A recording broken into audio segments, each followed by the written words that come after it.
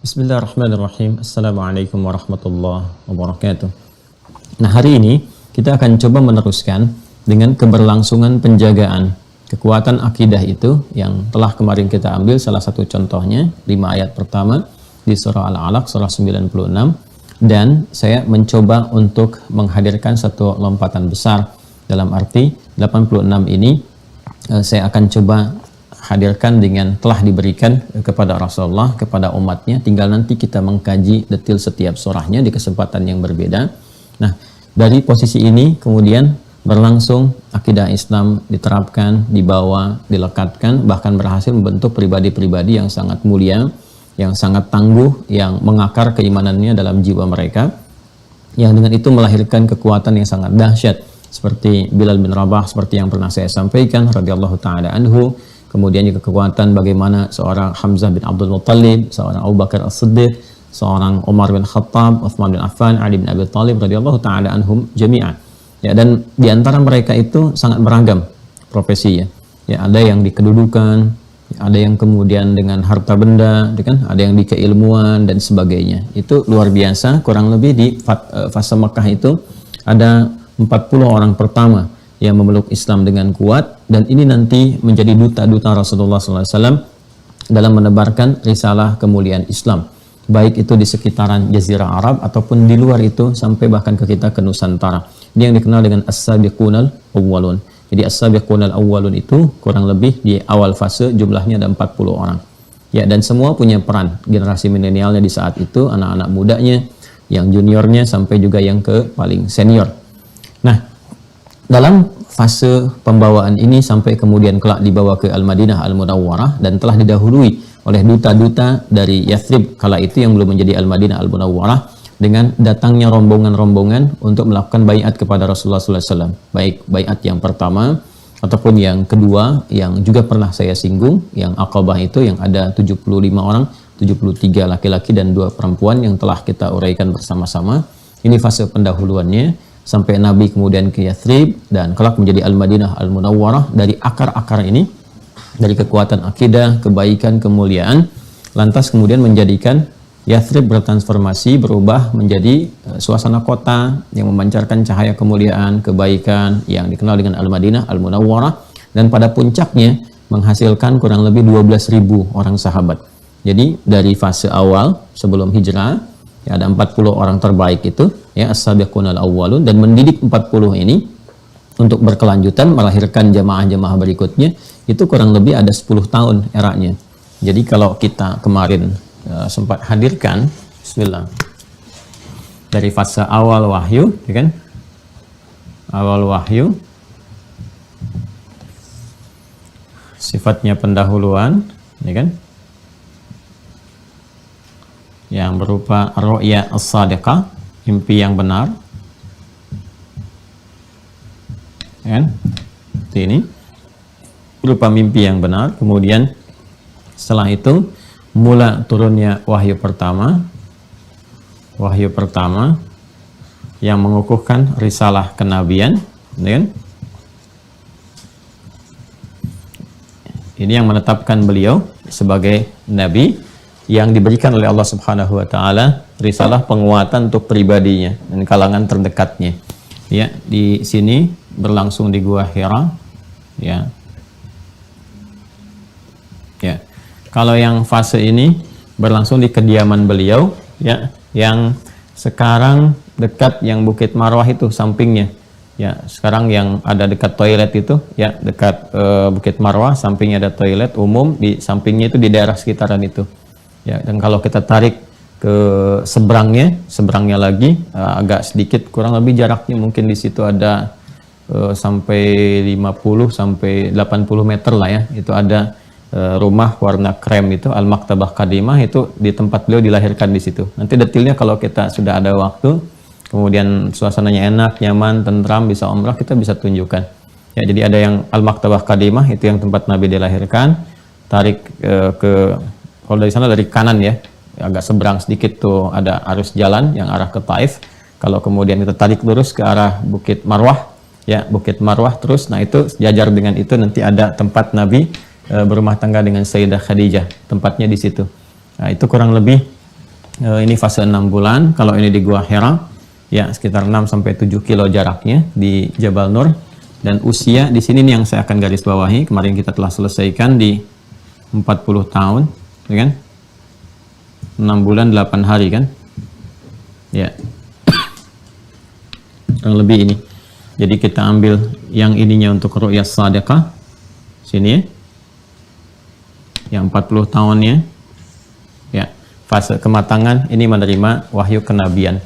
Kemudian juga ini dakwah terbuka. Wahyu perintah untuk dakwah terbuka. Nah, berarti kan sudah membawa risalah kan? Risalah yang disampaikan kepada umat. Nah, ini sudah fase kerasulan. Ya. Dengan turunnya wahyu pertama pun ini sudah menetapkan nabi dan rasul, ya, sudah menetapkan nabi dan rasul. Tapi fase dimulai dakwah terbuka sebagai rasulnya, nah fasenya di sini.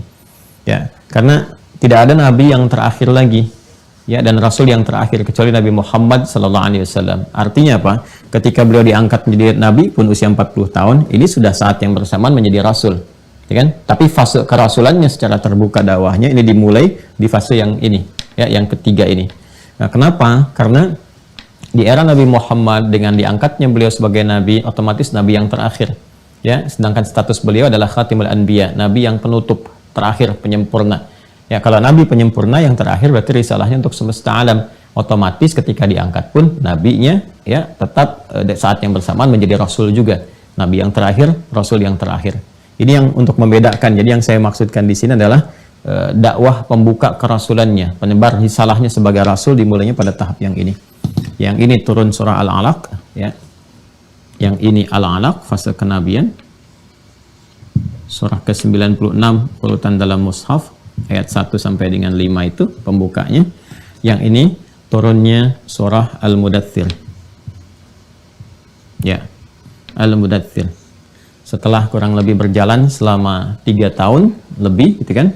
Nah, ini di usia beliau di sini ada 43 masuk 44. Kalau kita genapkan usianya 44 tahun. Ya. 43 masuk 44 ya. Ini kan 3 tahun berjalan jadi 43 sekian. Kalau mau digenapkan dia tarik ke atas karena ini melebihi ini 44 tahun. Kalau kita mau detilkan itu masih di 43 tahun sekian bulan, gitu ya. Nah, ini dakwah terbuka ini nanti berlangsung kurang lebih sampai 53 tahun usia beliau. Ya, sampai fase Mekah ini, fase Makkiyah. Ya, berlangsung usia beliau sampai 53 tahun. Ya. Artinya kalau mau digenapkan ke sini, ke atas gitu ya, fase dakwah terbuka ini kan 3 tahun sekian. Yang ini kalau kita ambil 9 tahun sekian bulan. Kalau mau digenapkan, kalau lebih bulannya dari 6 ke atas dia maka ditarik ke 10 tahun. Biasanya orang Arab senang membulatkan.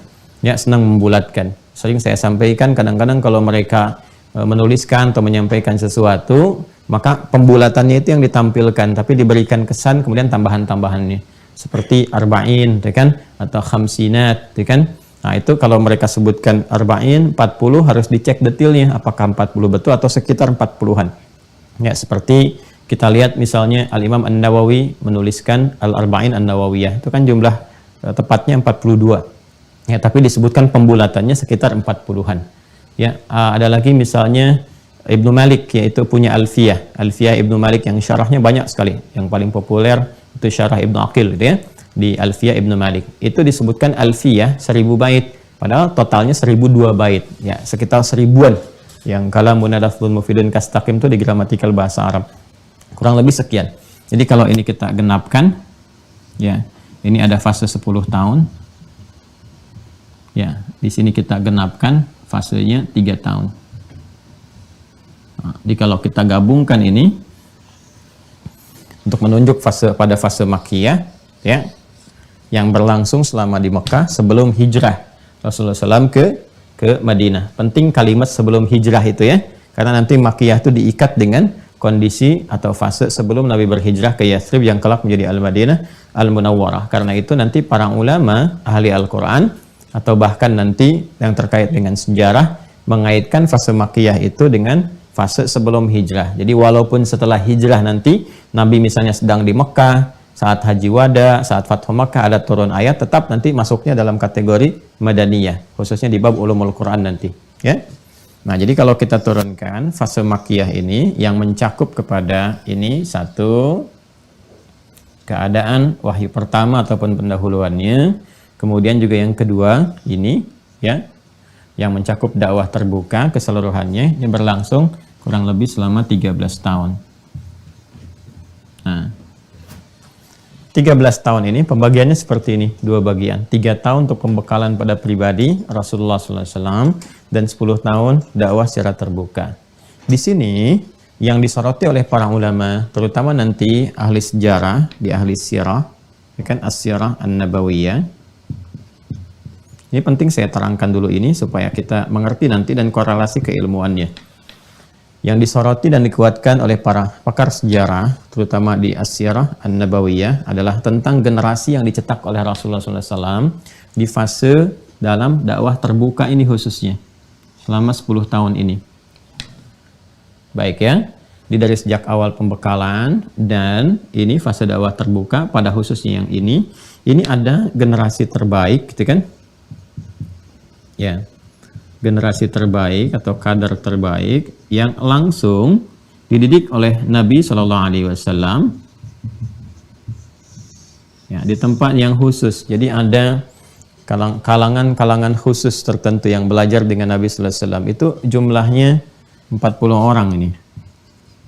Ya, 40 orang. Yang dikenal dengan as-sabiqunal awwalun, ya. As-sabiqunal awwalun.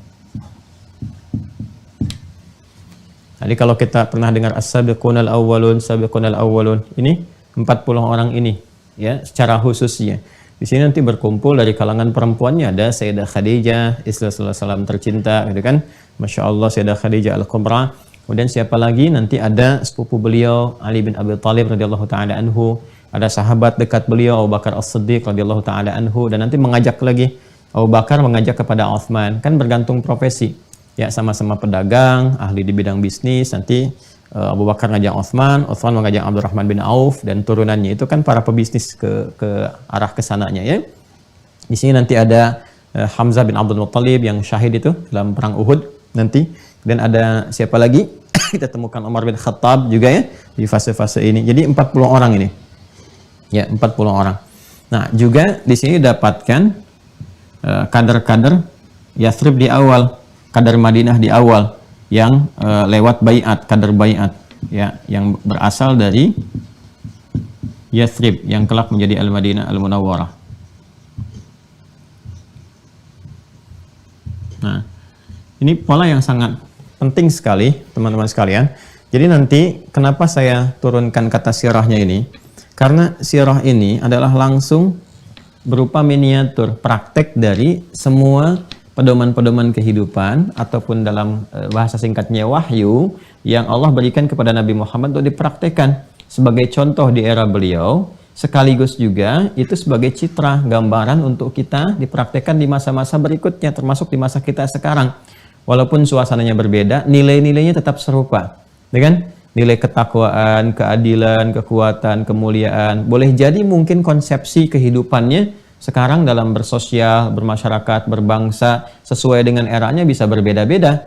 Ya, kan kita tidak temukan di masa Rasulullah misalnya konsepsi sesuai dengan eranya ya. Seperti ada misalnya sekarang republika, dan ada misalnya apalagi pemerintahannya. Dulu kan ada kerajaan-kerajaan juga. Sekarang kan ada juga republik, ada macam-macam ya, seperti Republik Indonesia. Kerajaan-kerajaan juga ada ya, dan seterusnya. Itu sesuatu yang sangat terbuka sesuai dengan masanya. Tapi nilai-nilai yang dibawa dalam kehidupan itu yang bisa kita contoh dan diterapkan langsung ya dalam kehidupan kita.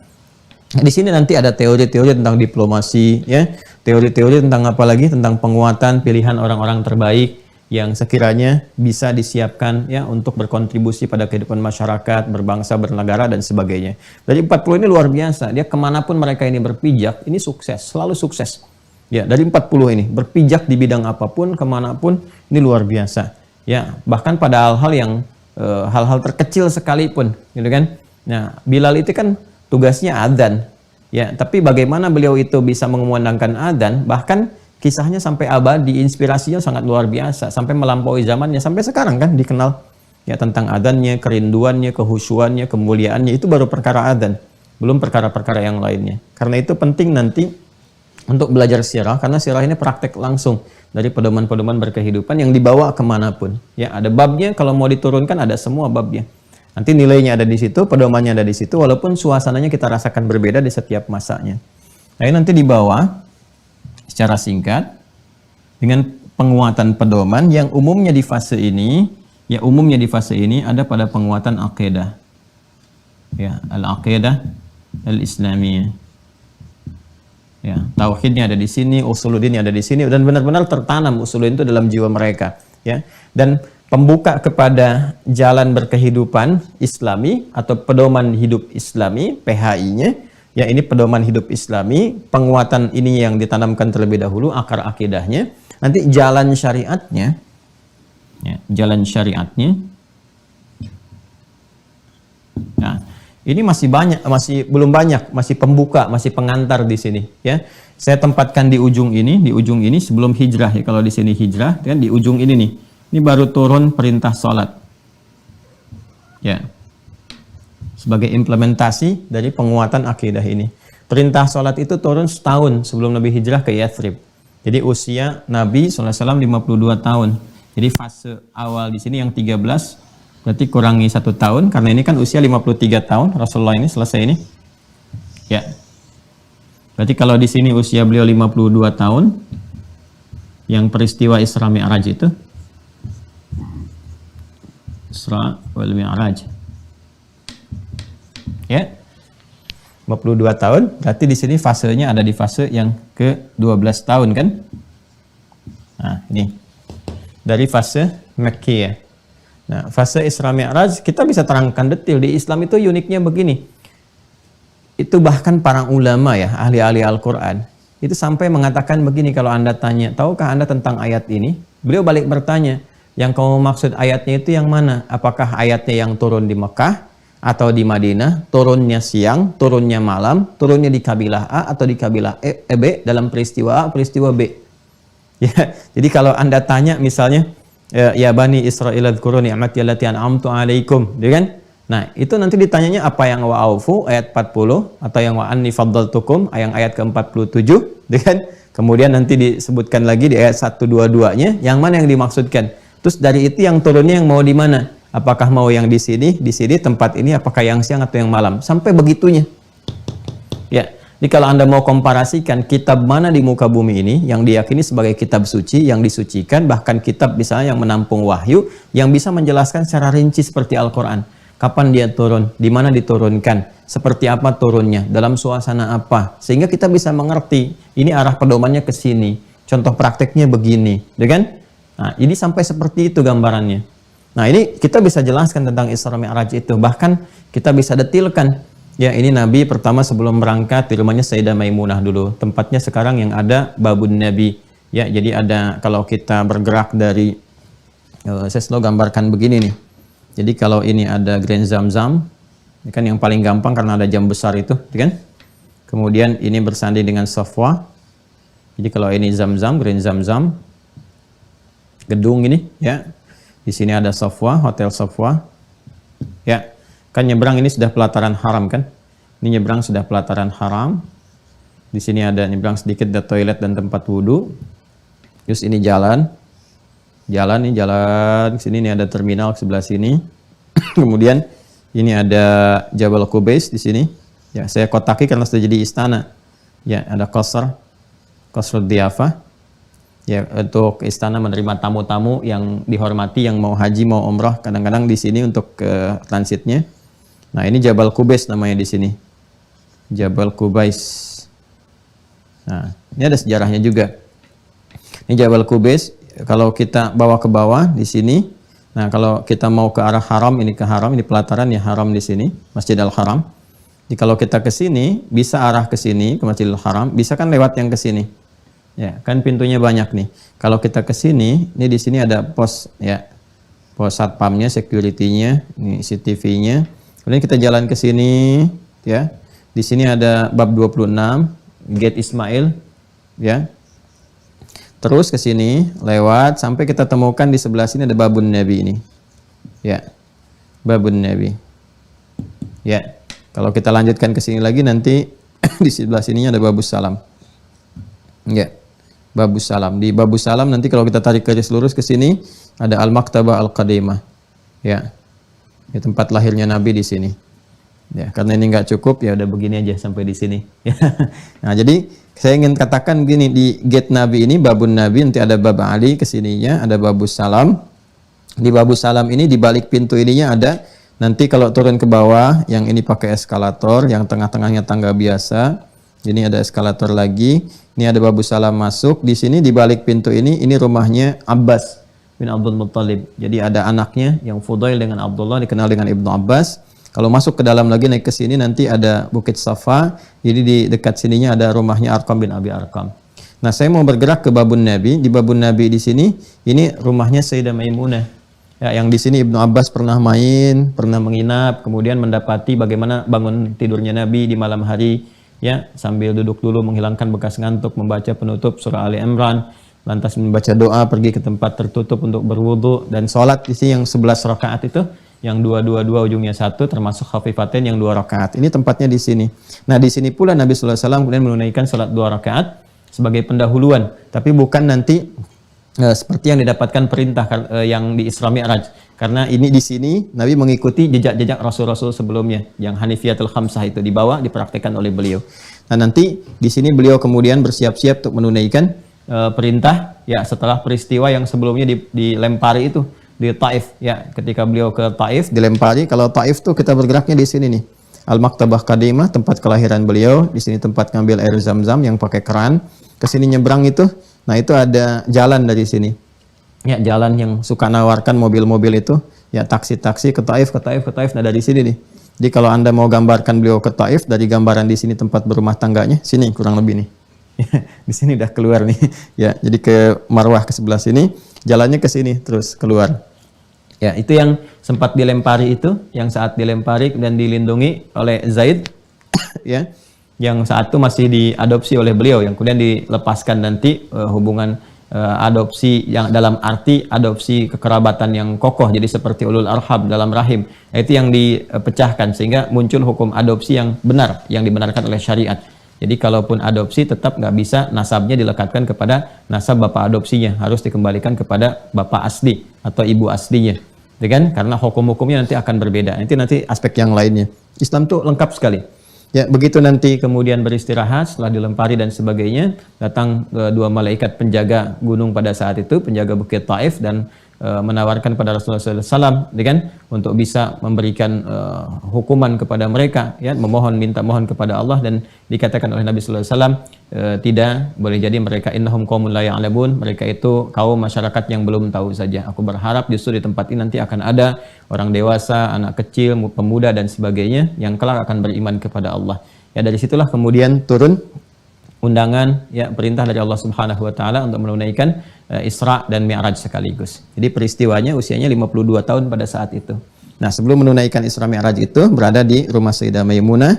Di sini kemudian bermunajat, lalu beliau berangkat, ya, dan setelah berangkat itu diisrakan Mi'raj itu usia 52 tahun, 12 tahun di fase Makkiyah, kemudian secepat kembali dalam waktu yang sangat singkat, dan beliau naik ke Jabal Qubais ke sini untuk mengumumkan peristiwa itu. Setelah sebelumnya ini hikmahnya juga. Nanti kalau di sirah lebih detail lagi, diprovokasi oleh Abu Jahal. Ya, Abu Jahal itu rumahnya dekat sini sebetulnya, di sebelah sini nih. Ya, sebelah sini. Jadi kalau kita ke sini, tadi kan ini saya sebutkan pos satpam nih, security. Di sini ada CCTV, terus di atasnya ada kipas angin. Itu sampai ke sini kurang lebih ada 35 kipas angin yang pernah saya hitung itu. Nah, di sebelah sini itu masih ada tiang listrik nih, tiang listrik besar ini. Sekarang udah jadi jembatan sininya. Dulu masih ada tiang listrik. Nah, ini persis di tiang listrik ini nih, yang rumahnya Abu Jahal itu. Kisahnya sih cukup unik, kalau mau dibahas macam-macam lah. Dari mulai Nabi bertanding gulat, dari mulai Abu Jahal melamar Sayyidah Khadijah ditolak, terus Nabi melamar Sayyidah Khadijah diterima, itu dendamnya semakin mengesumat, jadi apapun yang ada pada Rasulullah ditolak oleh yang bersangkutan. Pokoknya tahu itu baik tapi ditolak, tahu itu benar itu ditolak. Karena itu disebut dengan Abu Jahal. Kalau ada orang paling bodoh, ini bapaknya gitu. Sampai yang paling benar pun dia tolak juga. Okay? Nah, ini ada provokasinya, karena Abu Jahal menyimpulkan ya ini nggak mungkin terjadi. Kalau sudah Muhammad SAW menyampaikan ini, pasti banyak pengikutnya akan balik lagi, ya ingkar kembali dan sebagainya. Nah, ini ketika diprovokasi demikian, didorong Nabi untuk menyampaikan informasi seputar Isra Mi'raj itu, naik ke Jabal Qubais. Nah, Jabal Qubais ini bukan sekedar bukit, ya, tapi juga ini penanda kekuasaan. Jadi siapa yang punya kuasa, nah ini nanti kesini nanti, ya deklarasinya, informasinya, macam-macamnya. Karena itulah generasi Saudi yang sekarang pun ini kan menjadikan ini sebagai bukit istana untuk menunjukkan ini yang sekarang memerintah, yang berkuasa. Ya, zaman-zaman dulu tuh kalau ada musim Muslim Yaumul Arubah, hari yang kelima, yang sekarang kita kenal dengan Jumat, karena saat datang syariat Islam diganti dengan Jum'ah. Asalnya Arubah. Arubah itu hari berbangga sebagai orang Arab, hari berpesta, hari menampilkan kehebatan-kehebatan. Di sini nanti akan dipertandingkan puncaknya di sini. Biasanya di pusat-pusat hiburan dikenal dengan aswak, sokong akab, sok dumatul jandal dan sebagainya. Itu nanti akan dipertarungkan yang paling kaya, lomba-lomba ngitung siapa yang paling kaya. Nanti hartawan tertinggi itu yang dihormati. Kemudian ada lagi yang punya kedudukan, termasuk para penyair. Para penyair menampilkan syairnya, siapa yang paling bagus, diseleksi nanti ada 7. Nah, 7 ini nanti yang paling bagus ditulis dengan tinta emas. Dirajut lagi syair mereka, ya puisi mereka, kasidah mereka, nanti ditempelkan di dinding Ka'bah. Itu yang kelak nanti diganti dengan kiswah itu. Ya, sekarang menjadi Al-Quran kan, dulunya itu syair-syair. Ya, syair-syair. Dan warna beberapa kali terjadi perubahan-perubahan warna. Ijo, pernah hijau juga, ya kan? Pernah juga merah, kemudian yang sekarang hitam dengan tulisan ayat Al-Quran tinta emas. Ya, itu ada asalnya semua, ada sejarahnya. Yang ingin saya katakan teman-teman sekalian, saya akan lompat langsung supaya tidak terlampau panjang karena ini pengantar yang ingin saya hadirkan. Nah, ini menerima perintah awal untuk syariat, untuk jalan implementasi keimanan sebelum hijrah ke Yathrib. Jadi secara singkatnya di sini kemudian diumumkan bahwa beliau pernah berisra, mi'raj, dan diantara oleh-olehnya adalah perintah salat. Ya, nah, terjadi peristiwa tapi kita simpan nanti untuk kelanjutannya. Jadi di sini ada jembatan syariat di awalnya setelah kurang lebih 12 tahun. Berarti 9 tahun dari fase terbuka, ya kan? 3 tahun dari pembukaan, baru kemudian turun syariat, implementasi. Itulah indahnya Islam. Penguatan dulu, sadar dulu hikmahnya ini, mengerti tentang diri kita, memahami tentang Allah, gitu kan? Bagaimana kita bersikap, akan kemana dalam kehidupan dan sebagainya. Setelah kesadaran itu paripurna, diberikan apapun, itu mudah. Jadi sami'na wa ata'na itu tinggal jalan. Karena sudah sadar, sudah mengerti, sudah tahu konsekuensi, ya. Bahkan tentang diri sendiri. Jadi sudah tahu nih, hidup ini sementara gitu kan, kapan saja meninggal ya tinggal pulang. Jadi sudah kuat benar akidahnya.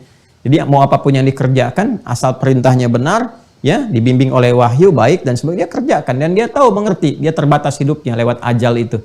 Ya, jadi sampai kapanpun kalau waktunya pulang, ya pulang. Ya seperti Anda kalau kata Al-Imam Al-Ghazali itu, seperti Anda menyelam, ada tabung oksigen di bawahnya, terus diberikan misi. Ya kumpulkan misalnya 10 mutiara, ya, dan masing-masing oksigen ada batasan-batasannya. Ya mungkin ada yang 1 jam, 60 menit, yang ada yang 30 menit, 40 menit, dan sebagainya. Ya kadang-kadang yang tidak sadar itu kan begitu menyelam mau mencari mutiara, lihat pemandangan indah, ada karang, ada ikan, mampir dulu ke situ, lewat dulu, nggak sadar tiba-tiba di belakangnya ada hiu dan sebagainya. Ya kan? Ada yang terjebak di tengah-tengah, begitu sadar ternyata jamnya sudah mendekati waktunya. Tinggal 1 menit lagi baru sadar, tiba-tiba begitu mau ngambil mutiara sudah pengap, ya kembali naik ke atas. Itu indah sekali ilustrasi Al-Imam Al-Ghazali. Ya, terkait dengan kehidupan di dunia ini. Maka kemudian setelah hijrah ke Al-Madinah Al-Munawwarah, ini sudah kuat bekalnya, sami'na wa ata'na, syariat sempurna di sini. Ya, dengan turunnya 28 surah setelahnya itu di fase Al-Madaniyah. Ya. Tapi semua ini berjalan ketika ininya kokoh. Ya, jadi di sini Masya Allah ini semua implementasi akidah nih ketika dibawa ke sini. Ya, dan nanti puncaknya sampai dengan terakhir masa kehidupan Rasulullah SAW kurang lebih sekitar 63 tahun usia, kurang lebih. Artinya kalau di sini 13 tahun fase Makkiyah, maka fase Madaniyah kan melahirkan waktu kurang lebih 10 tahun. Dan di sini di akhir 10 tahun ini sudah ada fase ini melahirkan 12.000 orang sahabat. Ini hasilnya dan capaian yang sangat besar di masa itu, ya. Dan nanti dari 12.000 itu duta-dutanya kemana-mana melahirkan seluruh dunia, bahkan menguasai dunia pada masa setelah atau sepeninggal Rasulullah SAW. Jadi Anda bisa gambarkan teman-teman sekalian, nih dari 40 generasi ini kadar terbaik awalnya, segelintir dari yang baiat ini. Ini kan nggak banyak ini yang baiat ini. Kalau 1 dan 2 di jumlah juga nggak nyampe jumlah yang sangat banyak gitu kan, nggak nyampe sifatnya 200, 300, tidak. Ya, ini segelintir saja gitu. Tapi yang paling menarik dari segi ini melahirkan 12.000. Dan 12.000 itu bisa mengisi sebuah suasana kota, berdaulat penuh, berkehidupan yang harmoni, ya kan? Bisa berdamai dengan sekitarannya dan seterusnya. Dan punya satu kekuatan yang sangat dahsyat. Ini gambarannya. Ya, gambaran sekitaran ini. Ini terbawa dalam kehidupan. Nah, yang mau saya sampaikan, di sela-sela berkehidupan ini, membawa akidah yang sangat kuat, dan dampaknya seperti ini, kualitas-kualitas terbaik. Ya, masih ingat nggak waktu saya terangkan yang kedua, bayat kedua, yang bayat Aqabah itu? Ya kan? Ketika saya terangkan kan dari 75 itu Nabi meminta kan, keluarkan kadar yang terbaiknya. Dan 12 orang kan pada saat itu ditampilkan kepada Rasulullah SAW. Nah itu selalu seperti itu. Jadi ini pesan-pesan yang penting, kalau kita tarik nanti belajar hikmah sirah. Ya misal kayak di rumah anak-anak, berapa Allah titipkan kepada kita. Di antara mereka semua, itu semuanya pasti punya keistimewaan. Tapi dari sekian yang istimewa itu, Anda harus menyiapkan kadar terbaik sebagai kebanggaan di akhirat. Siapkan semuanya, tapi boleh jadi yang menonjol mungkin ada 2, 1, ya, dan seterusnya. Ini selalu ada seperti itu. Ini juga pesan, kalau kita akan berkhidmat dalam satu bentuk kehidupan misalnya, ya di sekolah taruhlah mengajar, dari sekian siswa itu pasti ada beberapa generasi yang terbaik. Ya, kalau mau spektrumnya lebih besar lagi, berbangsa, bernegara, ya pilih kadar-kadar terbaik untuk mengisi posisi-posisi yang dibutuhkan untuk menjamin kedaulatan negara. Ya, misalnya mau pilih menteri nih, pilih menteri yang paling baik, ya, yang terbagus di posisinya, di bidangnya, pengalamannya. Kalau mau milih duta-duta besar tuh, ini bisa diambil nih, spirit ini. Ya, yang dari Yasrib itu kan pernah berangkat dulu, mengetahui. Artinya apa? Mungkin ada yang pernah sekolah di daerah-daerah yang akan dituju, dia tahu tuh. Ya, tahu tentang ya budayanya, tahu tentang sosiologi masyarakatnya dan sebagainya. Pulang ke Indonesia misalnya setelah kuliah, apakah di Amerika, di Inggris, di Eropa, di Timur Tengah dan sebagainya, dan tahu bahasanya. Ya, jadi begitu kembali atau mungkin masih sedang studi gitu kan, diperhatikan oleh negara, oleh pemerintah, siapa yang paling punya bakat, yang paling baik, ya nanti ditawarkan apakah akan jadi diplomat dan sebagainya, ya dan seterusnya. Itu akan jadi orang-orang hebat kemudian karena tahu spektrum tempat yang akan dia tuju. Seperti Mu'adz bin Jabal yang diperkenalkan dengan Yaman, Umar mengerti, begitu sampai di masa Umar langsung jadi duta besar di Yaman. Nah, ini gambaran-gambaran yang kalau belajar sirah, wah itu hampir semua praktek kehidupan itu kita temukan nilainya dan sangat tinggi sekali, ya sangat luar biasa. Ya, makanya saya pernah mengusulkan kalau perlu nggak usah bingung gitu, bisa buka aja sekolah-sekolah calon menteri, ya atau sekolah calon presiden. Jadi stoknya banyak. Ya, nanti kualifikasi yang dibutuhkan oleh Indonesia itu presidennya mau seperti apa sih gitu kan, menterinya mau seperti apa. Jadi dipelajari betul di situ tentang pergerakan global di nasional, falsafah negara macam-macam dan sebagainya. Diajarkan sampai menghasilkan yang berkualitas. Jadi nggak ribut-ribut kalau pemilu ribut apa macam-macam sampai ini sampai itu yang tidak kita harapkan memecah kehidupan berbangsa bernegara. Ya, itu gambaran. Itu kalau kita di sini aja gitu ya, kita kembali ke sini itu contoh aja. Nah, jadi ke sini ini teman-teman sekalian, ini penguatannya sudah ada.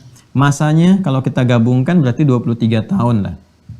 23 tahun. Ada yang menghitung dengan detail sampai mengatakan 22 tahun, ya kan?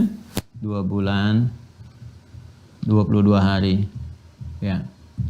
Ya, tapi ada yang menyingkat membulatkan langsung dengan 23 tahun aja deh. Hitungan-hitungan ini kan masih debatable ya. Jadi boleh jadi ada yang bulannya mungkin berbeda, harinya berbeda gitu kan. Tapi secara singkat diambil 23 tahun, masanya seperti ini. 13 tahun di sini, 10 tahun di sini. 13 tahun dibagi 2 seperti ini. Jadi kalau mau efektif ya 10 tahun, 10 tahun. 10 tahun dakwah terbuka ini yang tadi saya sampaikan dengan turunnya Al-Mudaththir dan 10 tahun implementasi. Jadi seimbang. Sisanya yang 3 tahun ke atas pembekalan spesifik untuk Rasulullah. Jadi akidah ini mahal. Ya. Dulu aja didikannya sampai 10 tahun. Jadi jangan mau ditukar sama biskuit, sama sembako, gitu kan? Sama sarung, sama harta dunia. Ini mahal sekali. Sahabat Nabi dididik itu sangat luar biasa. Tantangannya tinggi. Kita masa bawa dari lahir, masa yang kita bawa dari lahir, dari berkeyakinan, mau ditukar begitu saja dalam waktu semenit, tuh kan? Anda kan dari lahir ada yang sudah muslim, sudah beriman, bersyahadat. Semua yang terlahir itu sebetulnya muslim. Pengaruh lingkungan yang memengaruhi keadaannya. Ya, tapi kalau dibawa dari lahir sudah puluhan tahun, ya sudah mau masuk kampus usia 20-an, 20 tahun tuh dibawa-bawa, masa ditukar cuma dalam waktu 1-2 hari? Ya, apa bisa masuk akal tuh? Ya, gimana kemudian mengolah itu dan seterusnya? Ya, kan saat dibawa semuanya muslim. Kullu mauludin yuladu 'alal fitrah. Yang dimaksud fitrah itu kan beragama, berislam, din. Quran surah 30. Ya, kalau kita mau gali kembali ya ketika Allah menetapkan fa'aqim wajhaka lid-dini hanifa. Quran surah 30 ayat 30 itu fa'aqim wajhaka lid-dini hanifa fitratallahi allati fataran nasa 'alaiha, gitu kan? Maka hadapkan dirimu kepada ad-din sepenuhnya. Ad-din yang dimaksudkan Islam. Quran surah 3 ayat 19, innad-dina 'indallahil Islam, ya. Lid-dini hanifa, secara lurus, secara tegak. Jadi ketika seseorang itu terlahir, itu semuanya membawa fitrah keagamaan. Ya, dinnya itu yang hanif ya Islam, itu fitrahnya. Fitratallahi allati fataran nasa 'alaiha. Kalau diteruskan ayatnya. Itu yang di surah 7 ayat 172 itu yang disebutkan bahkan dalam usia 4 bulan. Ya, ada komitmen kita bersyahadat kepada Allah. Itu yang dari awal-awal saya bahas itu. Wa idz akhadha rabbuka min bani adama min dhuhurihim ya dzurriyyatahum wa asyhadahum ala anfusihim alastu bi rabbikum qalu bala syahidna an taqulu yaumal qiyamati inna kunna an hadza ghafilin. Ya kan? Itu gambarannya. Jadi perubahan-perubahan ini harus perubahan-perubahan lingkungan, ya, pengaruh-pengaruh yang mungkin mempengaruhi dalam kehidupan harus betul-betul ya kita bisa menyikapi itu dengan kekuatan akidah. Kekuatan akidah, karena pengaruh setiap zamannya berbeda-beda, yang meruntuhkan ini banyak sekali nanti. Kenali penyakit-penyakitnya yang sebagian besar sudah kita pelajari. Nah, ini fase-fase ini pentingnya saya uraikan di awal. Fase-fase ini selama kurang lebih 23 tahun risalah itu disampaikan. Dengan usia Nabi puncaknya 63 tahun sampai kembali kepada Allah Subhanahu wa taala, dan sudah sempurna Islam itu. Sempurna ya. Jadi dengan pelajaran ini Allah sudah mengatakan sempurna. Kalau sempurna itu berarti risalahnya sudah selesai, komplit gitu kan? Nah, nanti tinggal Allah Subhanahu wa taala memberikan penguatan untuk menjaga kesempurnaan itu. Makanya nanti ketika turun surah Al-Maidah, surah kelima di fase ini, Quran surah 5 ayat 3 itu. Saya tuliskan di sini ya, fasenya Al-Madaniyah, walaupun turunnya saat Haji Wada kan di sini. Ya, turunnya di Mekah, tapi beradanya turunnya setelah hijrah. Kalau setelah hijrah kualifikasinya Madaniyah, ya kan? Madaniyah, pasca hijrah. Ini yang Quran surah 5 ayat 3, langsung di pertengahan ayatnya. Ya al-yauma akmaltu lakum dinakum wa atmamtu 'alaikum ni'mati wa raditu lakumul Islam madina. Jadi al-yauma akmaltu lakum dinakum, pada hari ini Allah langsung menyampaikan ya. Firman-Nya Allah langsung yang menyampaikan. Dan sebelum kita bicara tentang ini, sudah tuntas kita menjelaskan tentang keyakinan kita kepada Allah. Jadi Islam itu indah. Sebelum kita bicara tentang hukum, keterangan Allah, Allahnya sendiri dulu yang dibahas. Ya, bagaimana kita meyakini Allah sebagai Tuhan, tahu dari mana Tuhan yang benar. Terus coba dengan rasio ditangkap, dibandingkan dengan yang dipertuhankan dan sebagainya. Setelah yakin betul-betul beriman kita, tunaikan semua perintah, jauhi semua larangannya dan sebagainya. Jadi, Allah menyampaikan kepada kita, Allah langsung berfirman, apalagi bagi orang beriman yang mengaku beriman pasti harus sudah yakin. Al-yauma akmaltu lakum dinakum. Ya, pada hari ini aku telah tetapkan kesempurnaan. Ya, din kalian. Yang dimaksud dengan ad-din apa? Ya, yang diridai oleh Allah, al-Islam. Al-Islam ini. Jadi di sini Quran surah 5 Al-Maidah ayat 3, yang dimaksud ad-din al-Islam itu Quran surah 3 ayat 19. Innad dina 'indallahi al-Islam. Di sini Allah sampaikan al-yauma akmaltu lakum dinakum. Di sini tetapkan innad dina 'indallahil Islam. Jadi Allah yang menegaskan sekali lagi, pada hari ini telah aku tetapkan kesempurnaan din untuk kalian, yaitu Islam. Jadi Allah sendiri yang mengatakan Islam itu sudah sempurna. Kalimatnya jelas sempurna. Al-yauma akmaltu. Ini kalimatnya akmal. Akmala yukmilu akmaltu. Ya. Dari akmala yukmilu. Penambahan hamzah di depan dari asalnya kamula, kamal, tambah dengan akmala, benar-benar sempurna, tegas kesempurnaannya. Dan kamal sendiri kesempurnaan yang sudah jelas sempurna, nggak butuh penambahan, nggak butuh pengurangan, sempurna betul keadaannya. Ya. Jadi ketika sudah sempurna, Allah langsung menegaskan Islamnya sempurna. Nah, jadi nggak boleh kita sebagai umat Islam, ya, apalagi yang beriman mengatakan Islam belum sempurna misalnya, masih butuh ini dan itu. Ini dipertanyakan keimanannya. Ya, karena Allah sendiri mengatakan ini sudah sempurna ini keislamannya. Kalau muslimnya, orangnya, boleh jadi orangnya belum sempurna, tapi Islamnya sempurna. Disalah kalau ada pernyataan misalnya Islam belum sempurna, gini, bukan, orang yang belum sempurna. Ya, jadi kalau apalagi orang Islam yang mengatakan, ya kalau andanya yang belum sempurna, jangan Islam yang disalahkan, ya kan? Mungkin orangnya yang belum sempurna, ya belum sempurna menunaikan syariat Islam dengan baik. Saya sering ilustrasikan kalau pecinya itu nggak tepat, nggak pas, jangan kepalanya dipotong, ya cari peci yang sesuai dengan ukuran-ukuran itu untuk penyesuaiannya. Ini gambarannya. Al-yauma akmaltu lakum dinakum wa atmamtu 'alaikum ni'mati wa raditu lakumul Islam madinah. Ini selesai tuntas ya kesempurnaan ini. Nah, tinggal nanti penguatan-penguatan. Makanya nanti ketika selesai itu haji wada'nya dan seterusnya sampai menjelang wafatnya Rasulullah, nanti turun beberapa ayat untuk penguatan. Seperti nanti pamungkasnya yang sebelum menutup surah Al-Baqarah, ya Allah menyampaikan wattaqu yawman turja'una fihi ila Allah, ya tsumma tuwaffa kullu nafsin kasabat wa hum la yuzlamun. Jadi bertakwalah kepada Allah Subhanahu wa taala ya, melalui ingat-ingat akan kehidupan kalian akan pulang. Jadi begitu udah ini sudah sempurna disampaikan, Allah tegaskan wattaqu yawman turja'una fihi ila Allah. Ingat ya, kamu semua itu akan pulang. Takwa, tingkatin takwa. Harus merasa takut kalau pulang nggak punya bekal. Semua akan pulang kepada Allah Subhanahu wa taala. Jadi setelah sempurna ini, tahu kenapa harus ibadah, harus ini. Makanya terasa betul dalam jiwa tuh, haru, ada tangis, ada macam-macam. Ya, semua kita akan pulang, akan berkumpul lagi dalam keadaan lebih baik lagi. Jadi mereka betul-betul termotivasi mengerjakan tuntunan syariat dengan akidah yang benar itu. Jadi sudah kompak dikumpulin sama Nabi itu, kita semua akan jumpa kembali, kita semua akan berpisah. Di sini kan Abu Bakar yang pertama menyadari ya bahwa akan berpisah dengan Rasulullah, tapi pada akhirnya akan berjumpa kembali. Ya. Nah, ini gambarannya teman-teman sekalian. Nah, di antara sekian wahyu yang turun mengingatkan sebelum peristiwa pemuncak ini, ada ayat-ayat yang mengingatkan penjaga-penjaga itu. Apa di antara penjaganya? Ini, jangan sampai ini rusak nih. Udah dijaga jauh-jauh di tempat dan sebagainya, tiba-tiba rusak. Ya, dan rusaknya bukan sebab-sebab penyakit-penyakit yang kemarin kita bahas tuh, tapi ada level yang lebih tinggi lagi, langsung sebagai penghancur. Jadi kalau perusak kita lewat penyakit, marad itu seperti nifak yang kemarin telah tuntas kita bahas. Ya. Kalau ini langsung penghancur, hancur. Pakai palu godam ini hancur betul, lebur. Nah, ini yang paling bahaya nih. Ya. Jadi setelah ini fase ke Madinah dan seterusnya, turun ayat-ayat pengingat. Di fase Makkiyah juga ada, tapi yang di sini kenapa ini penekanannya lebih kuat? Karena kompleksitas karena bergaul secara sosial. Kalau ini kan baru terkomunitas di sini nih. Ya, jelas hitam putihnya, yang kafir ini, gitu kan, yang muslim ini mengalami persekusi, ada yang dieksekusi dan sebagainya, tapi komunitasnya jelas. Ya, kalau Anda orang Indonesia, misalnya di luar negeri, kan itu merasa ya, saya pernah tinggal di luar, jadi merasakan komunitas itu keterpaduannya kuat. Orang Indonesianya sama-sama bergerak, apalagi kalau jumlahnya baru sedikit itu. Ya. Pengelompokannya itu terasa betul, enak, tertata, terbawa dan sebagainya. Beda kalau sudah banyak dan seterusnya, ya. Ini tapi kalau sudah berbaur secara sosial dengan luas begini, tantangannya lebih meluas lagi. Nggak bicara komunitas lagi, bisa terpecah komunitas itu, bergaul di berbagai tempat, kena pengaruh di sini. Nah, karena itu yang mesti hati-hati, perbedaan tempat di mana kita tinggal, baik ini antara Mekah dengan Madinah, contohnya, ini situasinya bisa berbeda. Ya, jangankan ke Yathrib ke Madinah. Yang hijrah ke Habasyah aja, ini kalau kita belajar sirah nanti, itu ada yang kena penyakit penghancur. Satu di antara tiga itu, kena penyakit penghancur. Ya, sehingga nanti ada yang rusak akidahnya. Ya, nanti kita bahas saat masuk sirah.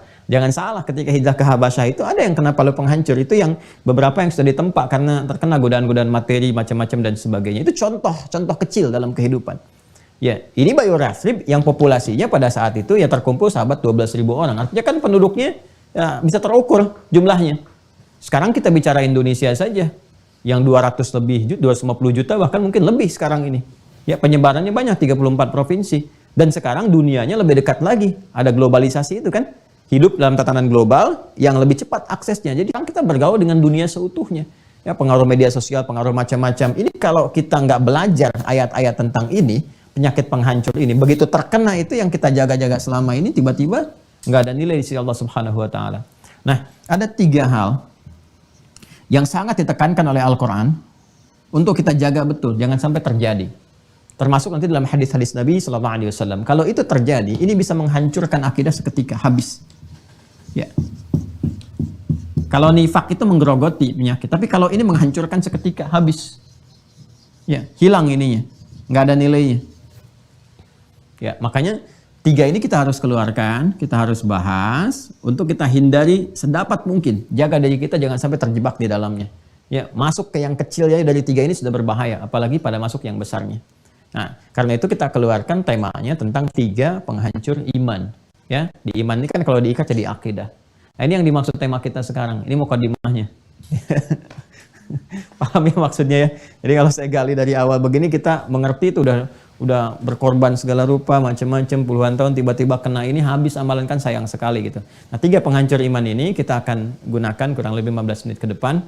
Yuk kita teruskan ke sini. Semoga Allah muliakan kita semua. 3 ini, 1 syirik, syirik. Ini dah. Yang kedua riddah. Riddah. Riddah. Sudah? Syirik, riddah. Riddah itu sifat keadaan. Orang ini dikenal dengan murtad namanya. Ya. Sudah? Yang ketiga, kufru ba'dal iman, kufur. Al-kufur, kufur ba'dal iman, kufur setelah iman. Yang dimaksudnya ini keperbuatan. Kufur, nanti keperbuatannya dia masih tertulis muslim, gitu kan? Masih mengaku beriman, tapi perbuatannya, ada perbuatan dia yang menunjukkan kekufuran. Yang kekufuran ini seketika menghancurkan ini. Ya, jadi bukan perbuatan-perbuatan biasa. Kalau ini nanti kita jelaskan, gitu kan? Kalau ini juga nanti kita jelaskan, ya ini kufur juga ini. Ini kufur juga. Ini juga kufur juga maksudnya, tapi ada definisi sendiri di sini. Kalau ini jelas nanti ada misalnya kayak statement atau perbuatan langsung ditunjukkan walaupun dia mengatakan saya masih muslim dan seterusnya, tapi mengerjakan ini perbuatan-perbuatan yang masuk kufur, ya dalam konteks bisa menghancurkan iman, ini bisa seketika dihukumi dia hancur imannya, bahkan keluar dari Islam kecuali dia kalau bersyahadat kembali, ya. Ini tanpa disadari. Kalau ini jelas ketahuan, ini jelas ketahuan. Yang ini nih yang sekarang nih, yang sering banyak terjadi, yang ini, ya tanpa disadari ini sering banyak terjadi. Nanti kita tunjukkan supaya nggak lompat-lompat, ya. Yuk kita mulai dengan yang ini dulu, yang syirik. Saya berikan cepat. Syirik,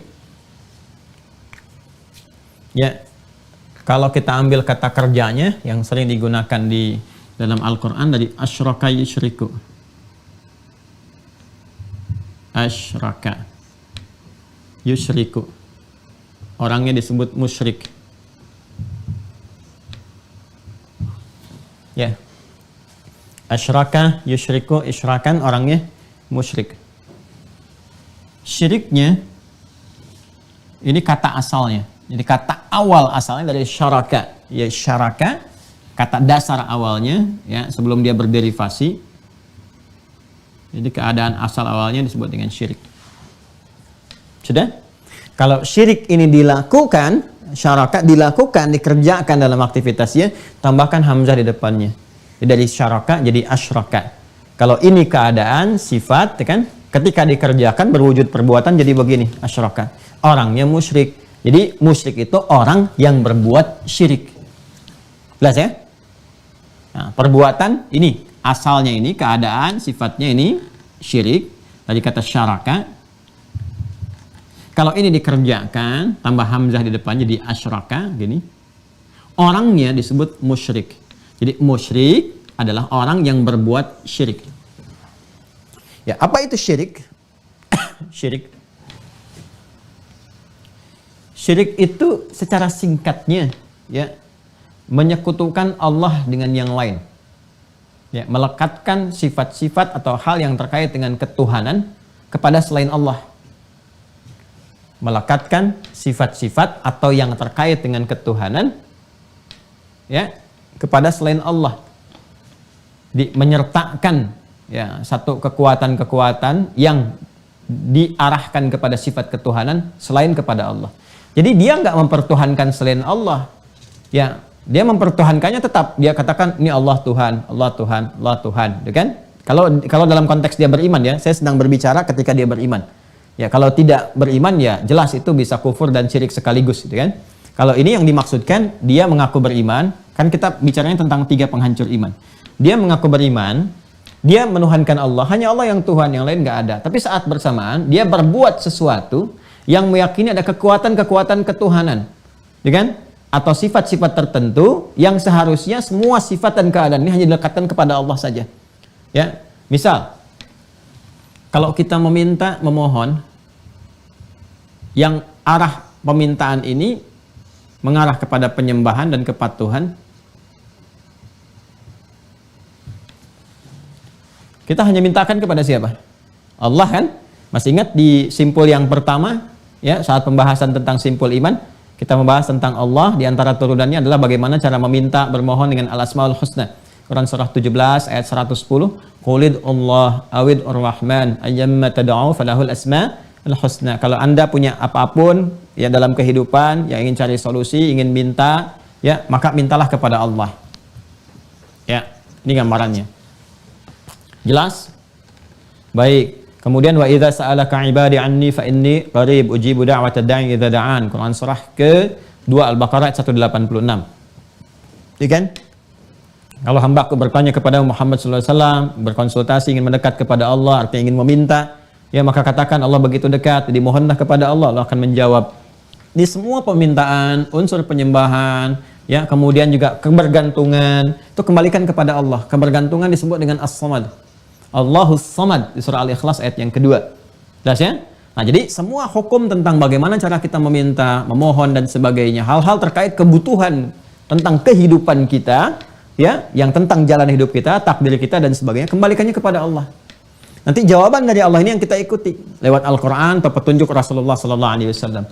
Ya, minta kepada Allah, nanti Allah atur caranya. Begini ada al-asmaul husna, begini mintanya, ini caranya, ini contohnya, ini begini.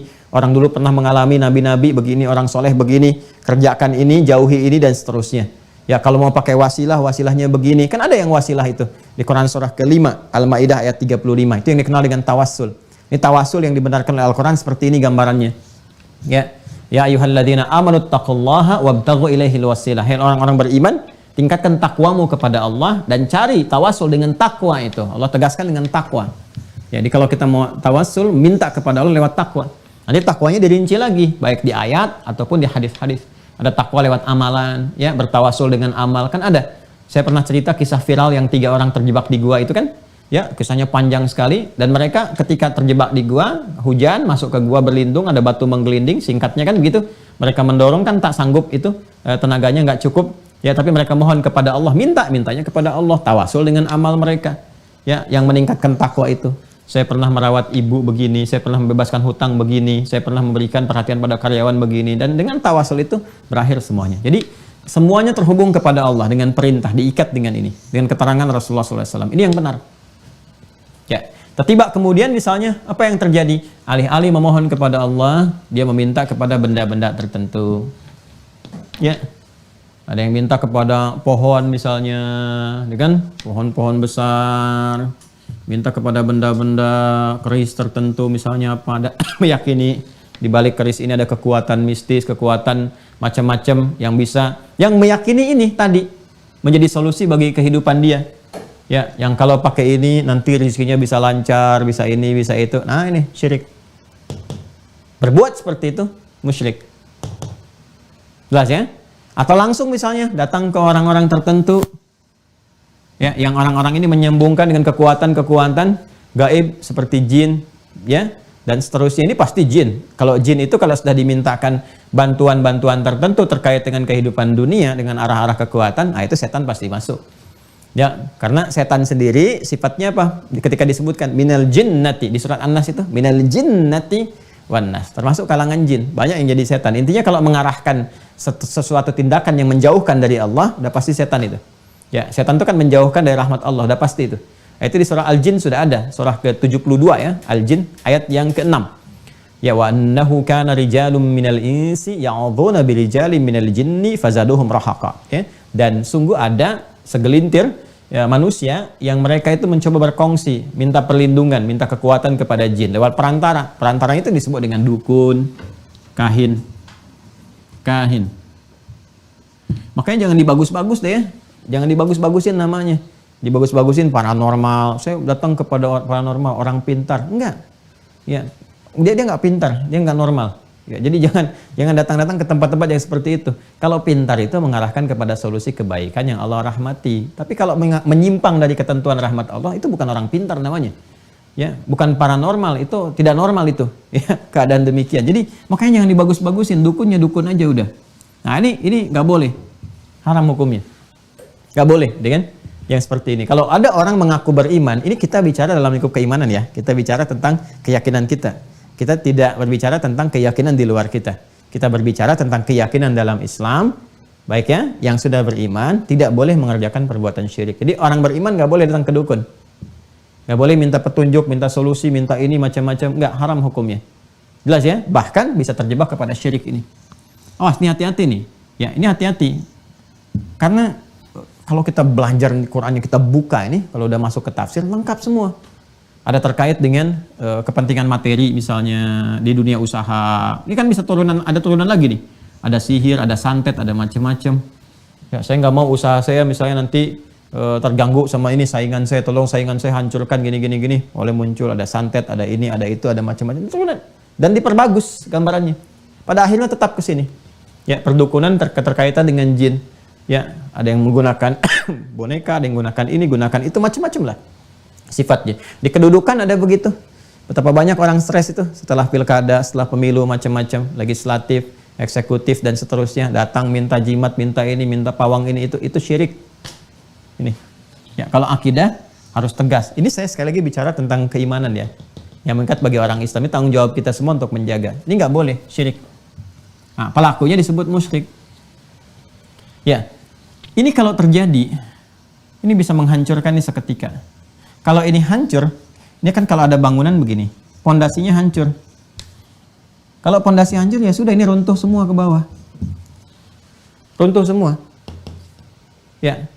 Jadi kayak kena bom bawahnya itu, boom, hancur. Jadi gedung setinggi apapun, ya bangunannya dibangun udah tinggi banget nih. Udah pernah sholatnya bagus, umroh, haji, macam-macam, tinggi banget.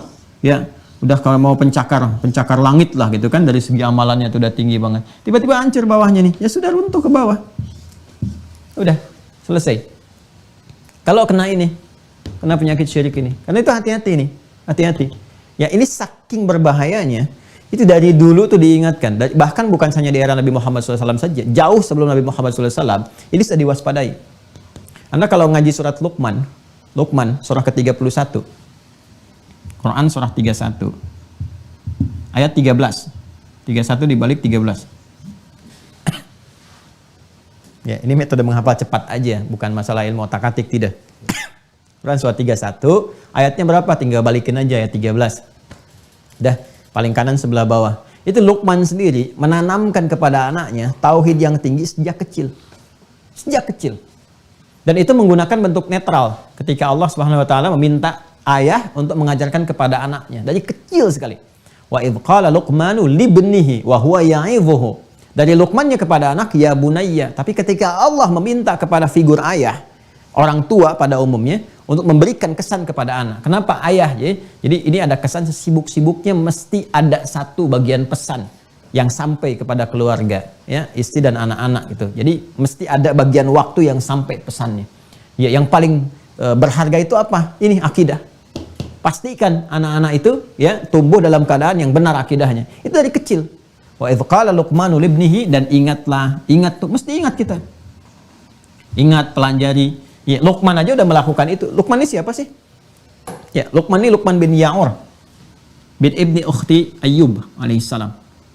Luqman, ini kita belajar sedikit sejarah ya. Bin Ya'ur. Ya. Bin Ya'ur bin ibnu ukhti Ayyub alaihissalam. Ada yang mengatakan ibnu khalati. Jadi Luqman bin Ya'ur itu anak saudarinya Ayyub, ya, di anak bibinya ya, Ayyub alaihissalam. Jadi eranya jauh sebelum Nabi Muhammad SAW. Ya, bahkan nanti di referensi lain ini mendapati juga masa-masanya Nabi Daud, kekuasaan Nabi Daud alaihissalam. Ya, jadi saat Nabi Daud itu menjadi raja, ini ada yang mengatakan usia 10 tahun dan belajar dari Nabi Daud ini. Ya, ada yang mengatakan ini versinya banyak, tapi mereka sepakat bahwa ini juga semasa dengan Nabi Daud alaihissalam. Semasa. Dan masih ingat kan? Nabi Daud itu kan Allah berikan hikmah juga. Berikan hikmah. Seperti Luqman pun diberikan hikmah. Wa ataina Luqman al-hikmata, dapat hikmah. Sedangkan hikmah di Al-Quran disebutkan wa may yu'tal hikmata faqad utiya khairan katsira. Puncaknya ilmu kan hikmah. Ya, puncaknya ilmu hikmah. Kalau kita ngaji lagi tentang sirahnya Luqman ini, Masya Allah, Ini hamba Allah, ada yang menyebutkan profesinya tukang kayu, ada yang menyebutkan penggembala, ada yang menyebutkan tukang jahit. Tapi pada intinya kehidupannya sederhana. Ya kan? Sangat sederhana. Jadi orangnya orang sederhana, tapi sangat zuhud sekali, gemar beribadah, kathirat tafakkur. Ya, gemar bertafakkur. Kalau tafakkur itu bukan melamun. Bukan masuk ke dunia metaverse yang kemarin saya bahas tuh. Ya, jadi bukan melamun tapi mengkonstruksikan pemikiran-pemikiran yang baik untuk menjadi solusi untuk mendekatkan diri kepada Allah. Jadi banyak bertafakkur, ya, orangnya juga nggak banyak bicara, ya, banyak diam, baik. Tapi ketika keluar kata-kata, masya Allah hikmah semua. Ahli hikmah ini. Ya, orang yang punya banyak hikmah disebut hakim, makanya dikenal dengan Luqman al-Hakim. Luqman al-Hakim. Jadi ada raja yang bijak, hakimnya Daud alaihissalam, ada orang yang penuh hikmah disebut dengan Luqman al-Hakim. Ini gambarannya. Jadi kalau mau saya katakan eranya bersama dengan Nabi Daud atau anak dari bibinya atau anak saudarinya dari Ayub, ini kan masih jauh masanya ke Nabi Muhammad sallallahu alaihi wasallam. Ya kan? Ada berapa tahun nih kalau Nabi Daud aja ke atas kan generasi Nabi Musa tuh. Ya, ke atasnya kan Nabi Musa ke Nabi Muhammad sudah 2000 tahun sendiri. Ya, itu kan sebelum Nabi Isa. Kalau Daud ke Sulaiman, ya. Terus sampai ke puncaknya ke Nabi Isa alaihissalam didahului oleh Yahya dari Nabi Zakaria, garis sampingnya Imran, ya. Imran nanti menikah Imran bin Manat ke atas, ya. Nanti nikahnya dengan Hanna. Itu masih garisnya masih panjang dari Nabi Isa aja 600 tahun ke sini. Saya mau gambarkan bahwa orang-orang dulu sebelum Nabi Muhammad pun tuh menjaga diri dan keluarganya dari syirik. Perkataan pertama Luqman kepada anaknya saat baru tumbuh, ya bunayya la tusyrik billah. Ya, bunay itu kan bentuk sayang. Sayang. Seperti anak manggil ayah bentuk sayang dengan buya. Jadi buya itu bentuk sayang, abi bentuk hormat. Menggabungkan sayang dan hormat itu abati namanya. Karena itu di Al-Quran itu anak ke ayah selalu abati. Ya abatif al-ma tu'mar. Seperti Ismail alaihissalam kepada Ibrahim alaihissalam. Abati, abati, abati. Tapi ayah ke anak selalu bunay. Ya bunayya, bunayya. Menunjukkan sifat sayang. Ya, perhatikan kalau kita terapkan tafsirnya ke sini. Di Quran surah ke-31 ayat 13. Ya bunayya, nak, karena sayang betul bapak kepada anak. Karena sayangnya. Jadi kalau bapak orang tua, ibu sayang pada anak, pasti harus menjaga anak kan? Ya, saking sayangnya ada ular, Anda ambil tuh. Jauhin, usir ularnya. Ya kan? Ya kan? Main-main di luar berbahaya, Anda langsung ambil. Ya kan? Ada panas, terlalu panas, ajak ke rumah. Hujan, jangan hujan-hujanan, deras begini, banyak kilat, bahaya, bahaya. Saking bahaya karena sayang itu Anda jaga. Saya cuma mau nyampaikan, neraka itu lebih panas daripada apa yang sekarang kita dapati dalam kehidupan dan sebagainya. Setan itu bahaya. Makanya kalau ada yang membahayakan kepada fisik, Anda jaga betul, Anda jauhkan. Dia membahayakan kepada roh, kepada jiwa yang sumber kehidupan. Ya, karena itu, ini kalau bahasa bebasnya ya, bahasa bebasnya Allah ingin mengatakan kepada kita, kalau Anda orang tua sayang kepada anak, maka lakukan seperti Luqman melakukannya. Bentengi ini dari penyakit-penyakit jiwa, apalagi yang bisa menghancurkan. Apa yang bisa menghancurkan? Ini, syirik. Perbuatannya asyraka yusyriku, orangnya musyrik. Kalau ingin kita larang, la tusyrik. Maka Luqman berkata kepada anaknya, ya bunayya la tusyrik billah. Inna syirka la zulmun azim. Ya, jangan kamu kerjakan syirik. Syirik itu tingkat dosa yang tertinggi katanya bagi insan beriman. Kezaliman, zalim itu kan menempatkan sesuatu bukan pada tempatnya, dosa. Ya, yang tertinggi itu la zulmun azim, yang paling dahsyat yang bisa menghancurkan itu syirik, kata Luqman. Tapi ingat pembuka ayatnya kan mengatakan apa? Wa idz qala Luqmanu libnihi. Pakai id.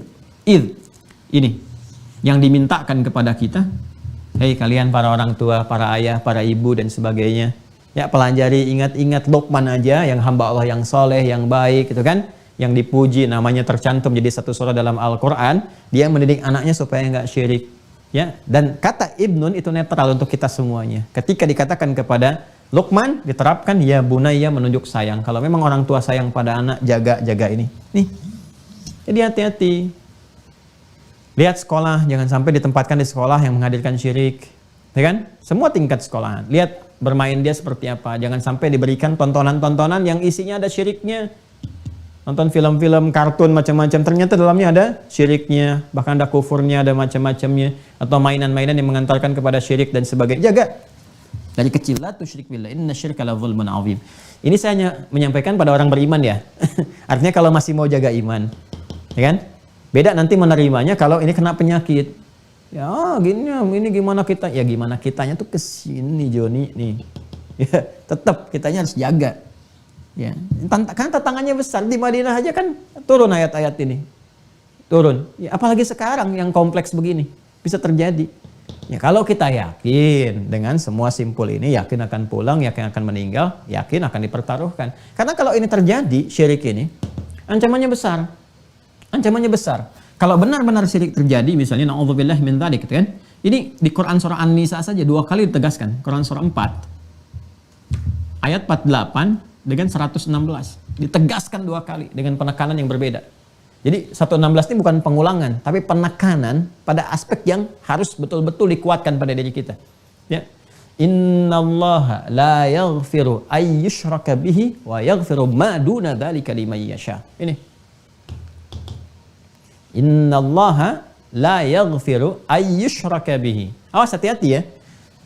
Ini pakai la nih. Belum pakai lan, enggak pakai lan di sini. Alhamdulillahnya masih pakai la tuh. Innallaha pakai huruf taukid. La yaghfiru. Ingat pakai la ya. Saya kotakin. Yaghfiru ay yushraka bihi.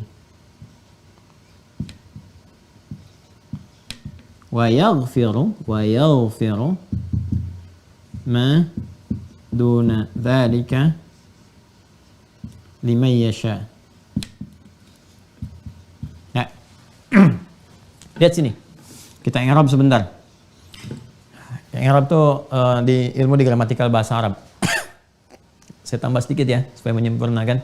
Tadinya saya mau berhenti di 6:30, coba kita lengkapi dulu supaya nggak terputus. Inna harfu nasbin wa taukidin tansibul isma wa tarfa'ul khabar mabniun 'alal fathi la mahalla lahu minal i'rab. Inna itu huruf taukid, penguat dan nasab. Nasab itu menjadikan harakat kalimat setelahnya berharakat fathah, pada umumnya begini nasab. Ya, tapi nasab sendiri dalam bahasa Arab artinya menancapkan sesuatu dengan kuat sehingga menghilangkan aspek-aspek keraguan sedikit pun. Orang Arab mengatakan nasaba rajulu asahu 'alal ard. Ya, orang Arab menancapkan tongkatnya di bumi dengan kuat. Nasaba rajulu 'alal ard. Gini, sampai enggak goyang, kuat sekali gitu. Itu nasab namanya. Makanya kalau ada inna, itu artinya Allah memberikan pesan yang kuat, tancapkan dalam jiwa, tancapkan, jangan ragu, jangan goyang sedikit pun. Ini penting sekali, ya. Innallaha, sungguh Allah itu menguatkan kepada kita, tancapkan dalam jiwa, menyampaikan la yaghfiru.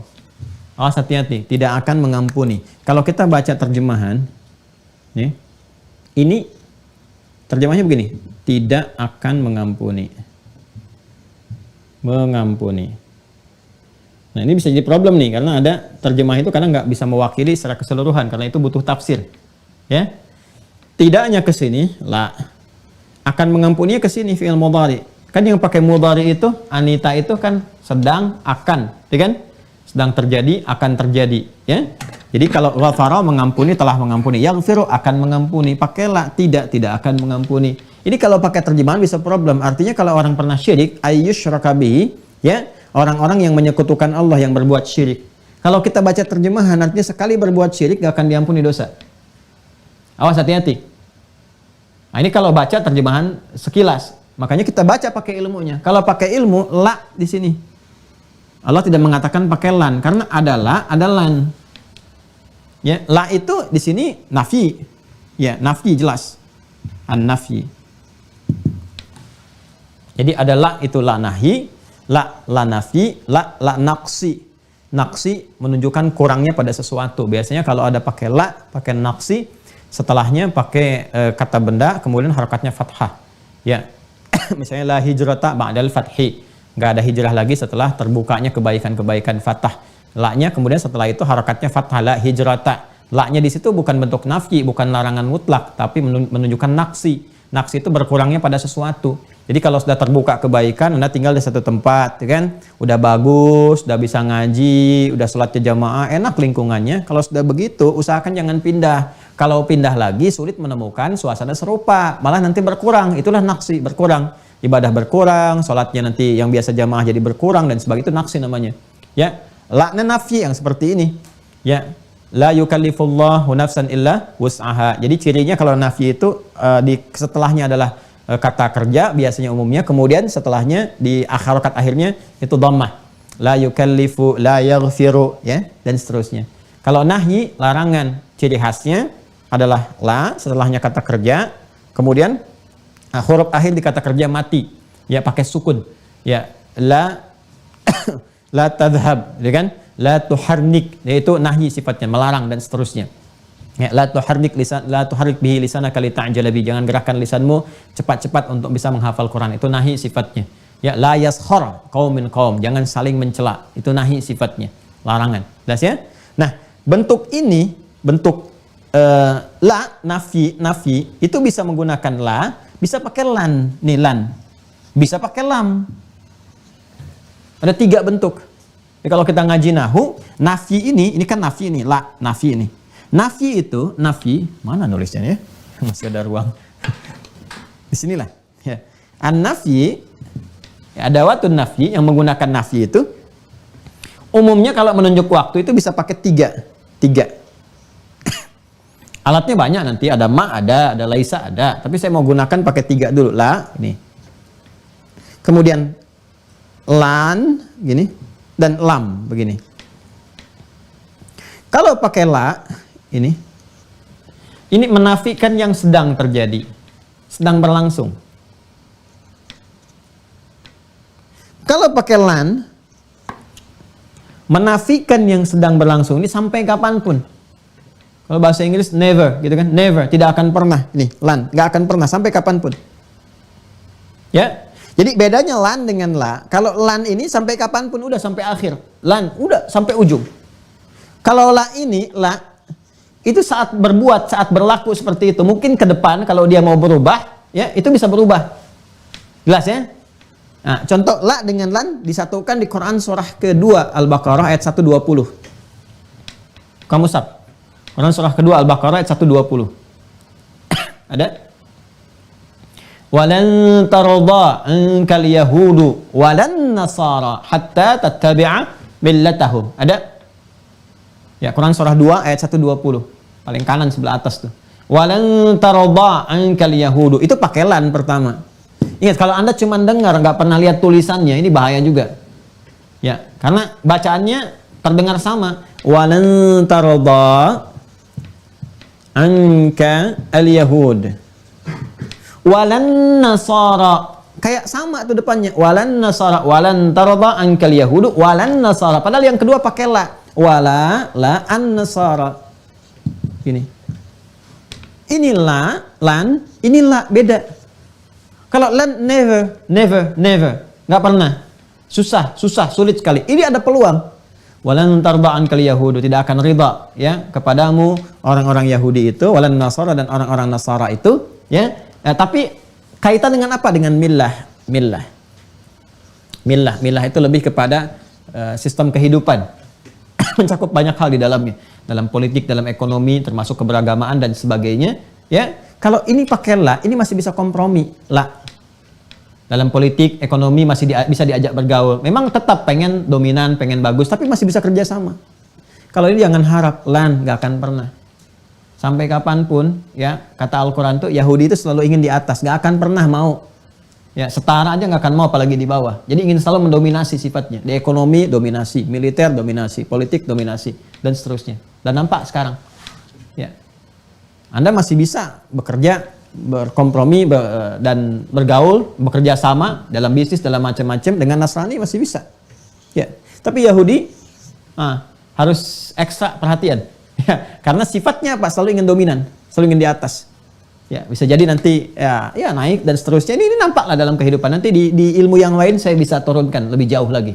Ya, sampai kekinian. Ya, sekarang perlu kita akui, dominasi sekarang kan dominasi Yahudi di segala aspek dalam bidang kehidupan.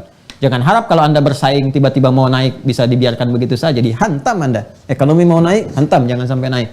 Ya, di politik jangan sampai naik. Apalagi kalau membawa nama-nama keislaman, ya sudah. itu sudah tantangan kehidupan sifatnya. Jadi kita menghadapi semua ini sebagai tantangan. Artinya bagaimana kemudian kita merespon tantangan-tantangan global dengan cara yang elegan. Ya, jadi bukan di sana pakai ilmu, di sini pakai senjata, semuanya tidak seperti itu. Ya, ini kalau belajar kita belajar.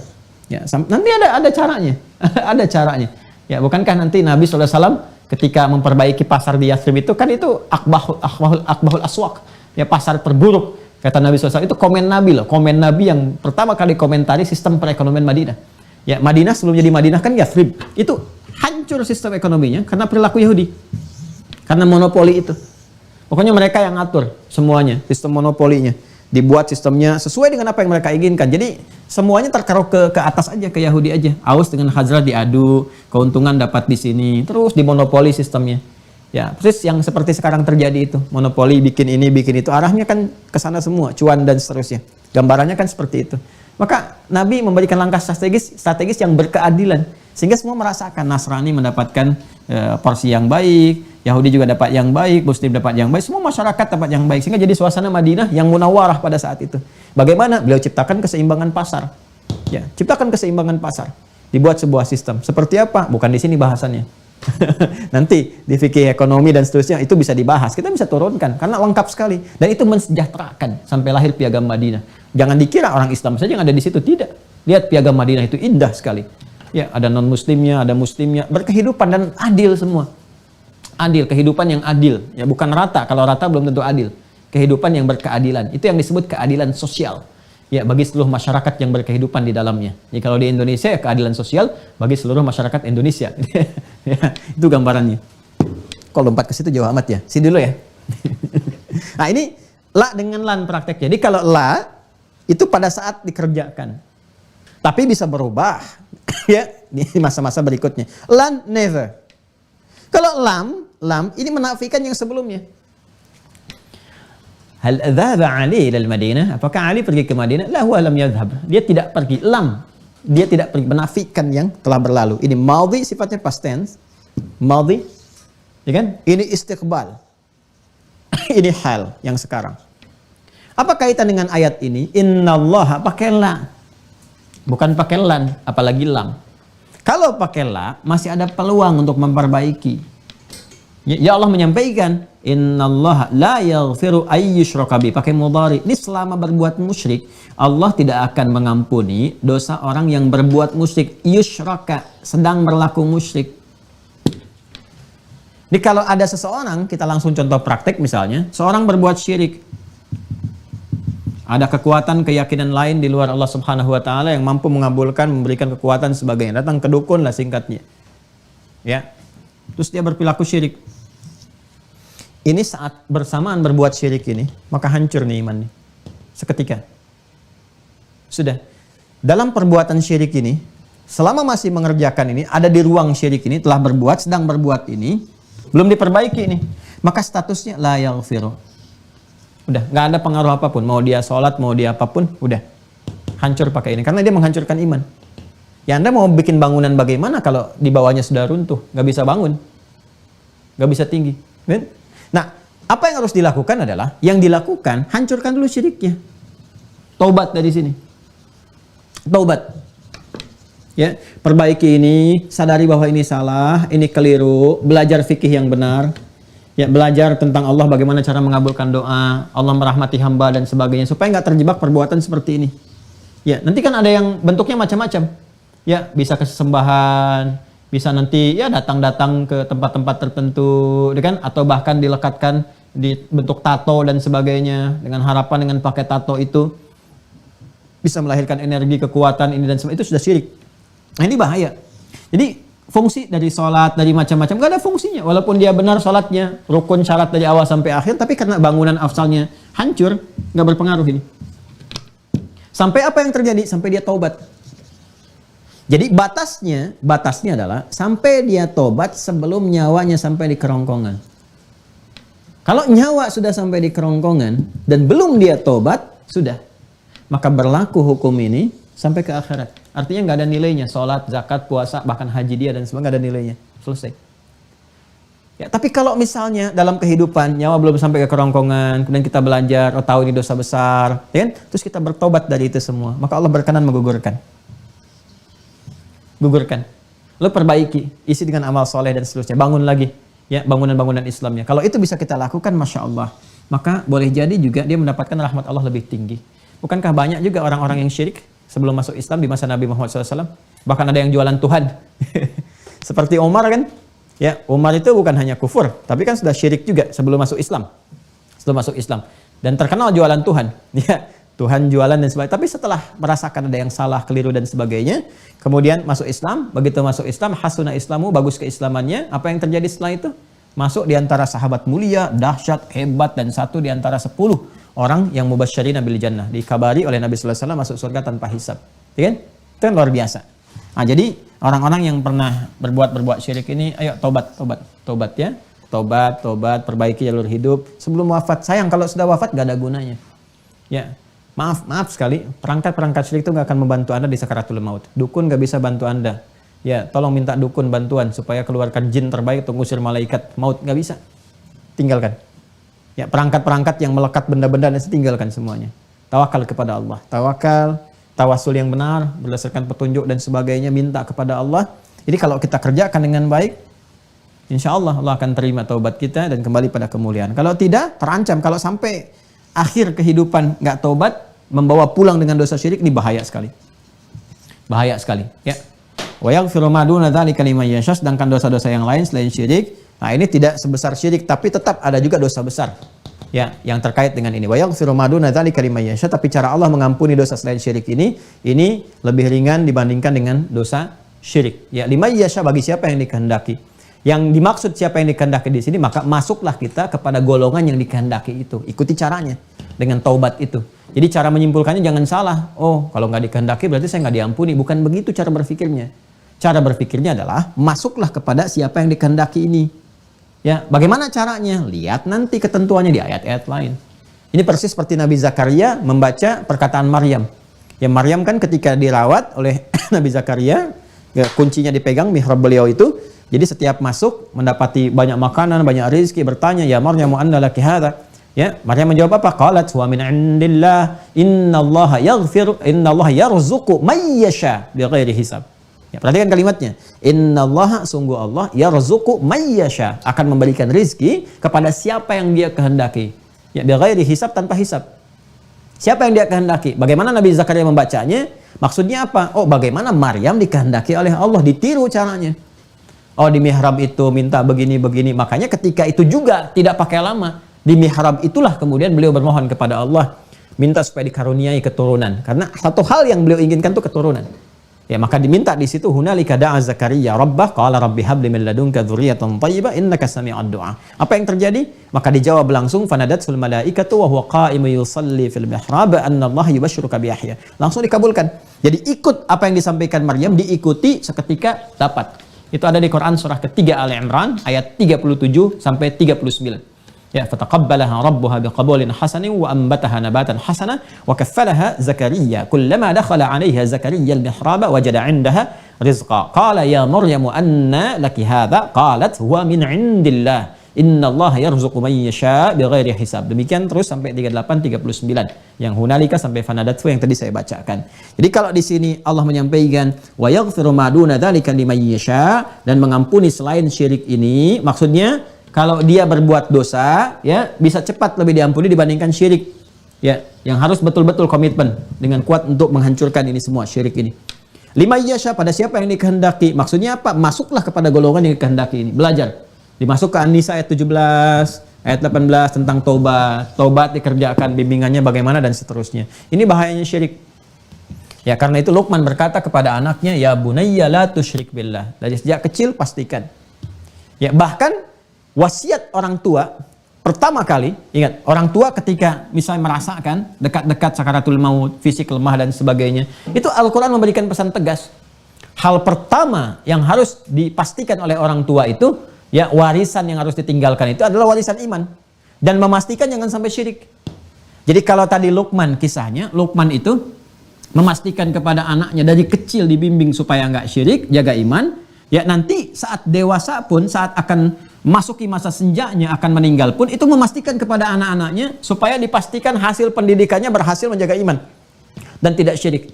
Ya, contohnya apa? Kalau yang ini dari kecil, yang ini akan meninggal. Contohnya Quran surah 3 ayat 133. Nabi Ya'qub kepada anak-anaknya yang 12 itu. Quran surah 2 ya. Al-Baqarah ayat 133. Quran surah 2 Al-Baqarah ayat 133, paling kiri di pertengahan, agak sedikit ke bawah. Sudah? Baik, kisah Nabi Ya'qub ke 12 anaknya, ya. Am kuntum syuhada'a idh hadara Ya'qubal maut idz qala li banihi ma ta'buduna min ba'di. Tuh. Qalu na'budu ilahaka wa ilaha abaika Ibrahim wa Ismail wa Ishaqa ilahan wahida. Ya kan? Wa nahnu lahu muslimun. Tuh udah muslim. Artinya ke sini. Am kuntum syuhada? Apakah kalian pernah menyaksikan ya, idh hadara Ya'qub al-maut, ketika Ya'qub itu di penghujung kehidupannya, hendak mendekati kematiannya, mendekati ajalnya. Pernah nggak nyaksikan? Kita jawab belum pernah ya Allah. Masanya sangat jauh. Kalau belum pernah, dengarkan ini. Apa yang dikejarkan oleh Ya'qub? Ya'qub itu nabi mulia. Gelarnya hamba Allah yang taat, Israel. Hamba Allah yang taat, yang sangat mulia, curhatnya kepada Allah saja, rajin sholat, rajin mendekat dan sebagainya. Serajin-rajinnya seorang nabi rasul tetap di akhir hidupnya memastikan anaknya supaya nggak syirik dengan mengatakan ma ta'buduna min ba'di. Dia ingin mengonfirmasi kalau bapak meninggal ini saat-saat ini, kalian bagaimana ibadah kalian? Tuhan kalian siapa? Nyembah kemana? Qalu na'budu ilahaka. Mereka jawab, jangan khawatir Pak. Ya, kami akan konsisten pakai mudhari sampai kapanpun kami tetap akan menyembah Tuhanmu itu. Konfirmasi. Ya. Maksudnya apa? Tuhan kami yang kami sembah sama dengan Tuhannya Bapak. Maksudnya sama-sama itu Allah. Ya, wa ilaha abaika, dan Tuhan bapak-bapak moyang-moyang kita. Ya, moyang-moyangmu itu Ibrahim, wa Ismail, wa Ishaq. Kan Ibrahim, Ismail, Ishaq. Yakub anaknya Ishaq. Ya kan? Kemudian pamannya ke situ Ismail. Ya, alaihimussalam jami'an. Jadi sama persis. Ini mengonfirmasi bahwa Ishaq, Ismail, Ibrahim Tuhannya sama. Yaitu Allah Subhanahu wa taala. Kalau Allah kan ya, kepatuhan kepada Allah kan aslama yuslimu, orangnya muslim. Ya kan? Makanya Ibrahim diminta untuk patuh tunduk aslim, makanya Ibrahim itu muslim. Kan yang ayat 131-nya untuk Ibrahim. Ya.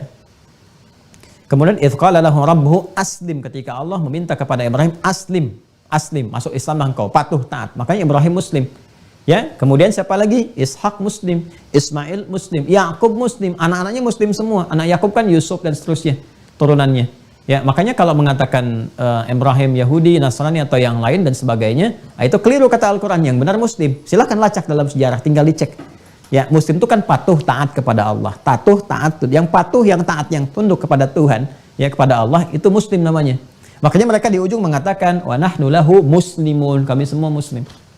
Dan ketika mengatakan Muslim, Islam artinya mengonfirmasi ada iman, ada akidah, lawan dari syirik ini. Dari kufur, dari syirik. Jadi Anda bisa bayangkan saking bahayanya syirik ini. Di awal pertumbuhan dipastikan jangan syirik. Di akhir kehidupan orang tua pun pastikan anak jangan sampai ada yang syirik. Saking tingginya. Supaya bisa kumpul lagi. Karena kumpul itu pakai iman. Di akhirat itu kumpul pakai iman. Ini. Sedangkan iman di sini di akidah tadi. Jadi kalau imannya hancur bagaimana bisa kumpul? Jadi kalau dalam bahasa bebasnya gini. Kalau orang tua pengen kumpul lagi sama anak. Semacam-macam. Pastikan. Jangan sampai berbuat syirik. Harus ada iman. Jangan dihancurkan imannya. Dari mana taunya bisa kumpul dengan iman? Buka Quran surah 52, At-Tur ayat 21. Quran surah 52, At-Tur ayat 21. Ya, itu batuk. Walladzina amanu, dan para orang tua yang beriman. Ada imannya? Wattaba'athum dzurriyyatuhum biimanin, dan diikuti oleh anak cucu semuanya beriman.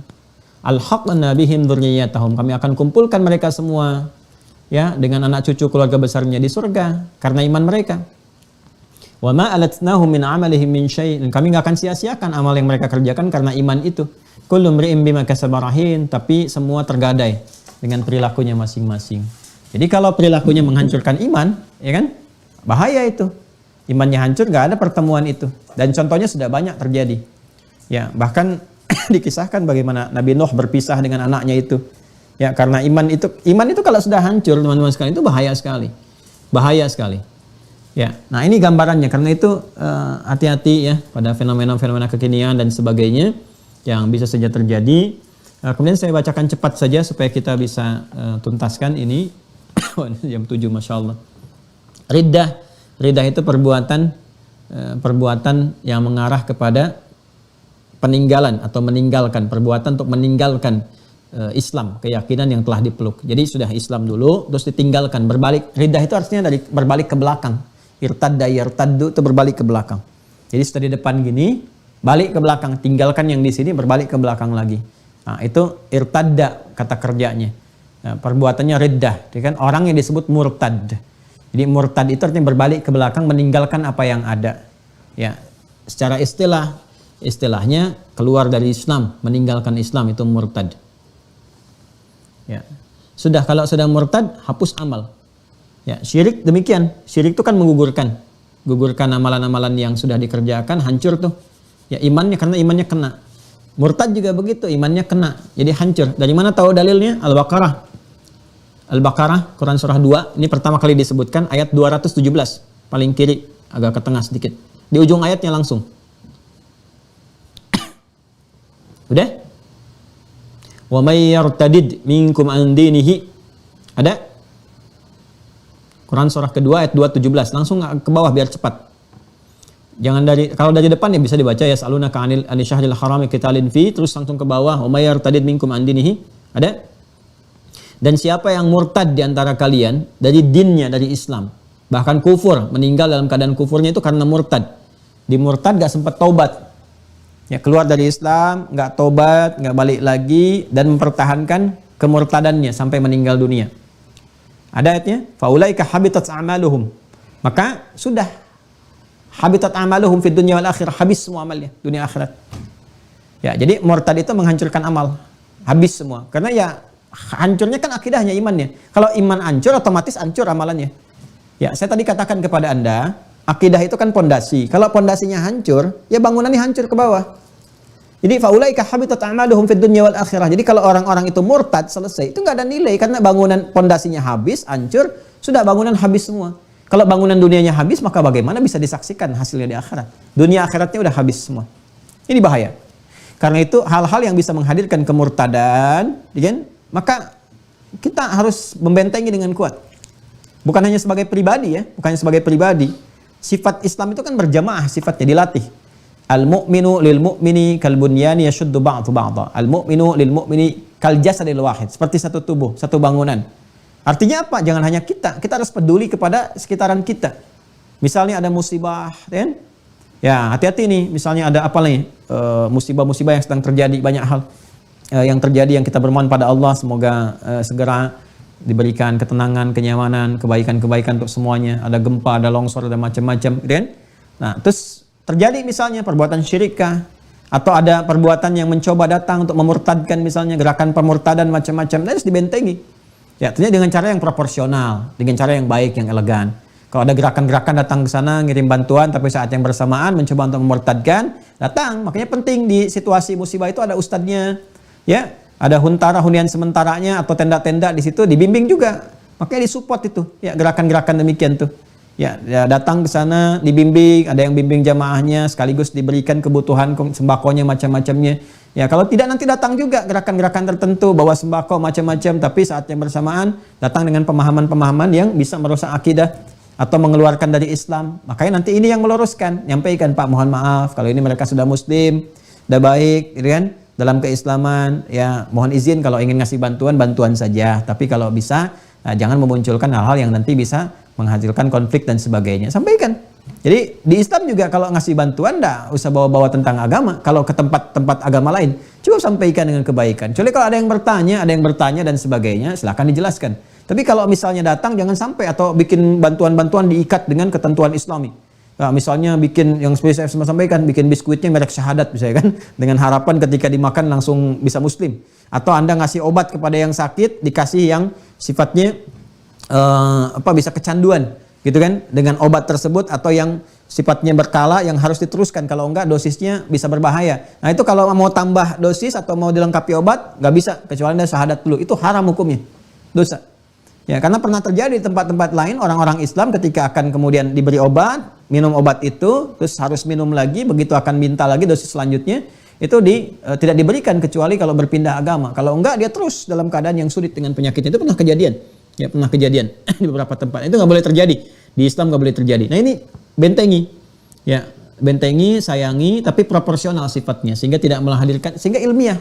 Kalau bertanya ilmiah, sampaikan dengan baik. Sehingga semua merasakan kenyamanan dengan visi yang sama. Tidak ada singgungan-singgungan, konflik, macam-macam. Dijelaskan dengan cara yang baik. Itu ya. Itu riddah. Yang ketiga, kufur. Kufur yang dimaksudkan di sini dengan amalan, tapi masih mengatakan dirinya muslim. Cuma berbuat atau berkata, berstatement secara sadar terhadap sesuatu yang bisa menghancurkan iman. Apa diantaranya? Menghalalkan dosa besar. Ya, misal ada statement-statement dari ya orang-orang tertentu sebenarnya nggak ngerti agama. Cuma gelarnya aja dokter, doktor misalnya kan apa dan sebagainya. Cuma sekolahnya bukan di sekolah-sekolah yang memang keislamannya kuat. Ya, kadang dia ke Eropa atau kemana ngambil jurusannya jurusan ketimuran, keislaman, kajian, tapi nggak diajarkan menggali kekuatan agama untuk beriman, untuk menyampaikan risalah dengan baik, tapi mencari celah-celah untuk menghancurkan itu. Ya, sehingga membawa misi-misi yang berbeda ketika datang statementnya jadi ngawur. Ya, menghalalkan zina, buat undang-undang kehalalan zina misalnya, ya menghalalkan hal-hal yang dilarang, homoseksual dilarang, dia mengatakan halal, itu fitrah, itu begini, ya bahkan bikin undang-undang ya yang mengatakan bahwa ini kan hak asasi manusia, HAM dan sebagainya, ini yang harus dijunjung tinggi, mengalahkan ayat. Ya, awas, saya nanti kalau mau boleh deh gitu, teman-teman di Komnas HAM yang apa, yang muslim-muslim tuh, kita kurikulumnya lengkap sekali, apa sih itu HAM itu? Ya. Ya, coba kita turunkan tuh. HAM ini yang dimaksudkan produk dasar manusia atau memang hak utuh yang Allah sudah berikan kepada setiap manusia harus dijaga. Kalau dijaga berarti fitrah kan? Nah, fitrah ini apa saja? Kalau kita bicara tentang hak yang Allah telah tetapkan, ya bukan dipenuhi karena sudah ada, Allah sudah penuhi. Ya manusia itu menjaganya. Kalau memenuhi HAM salah namanya.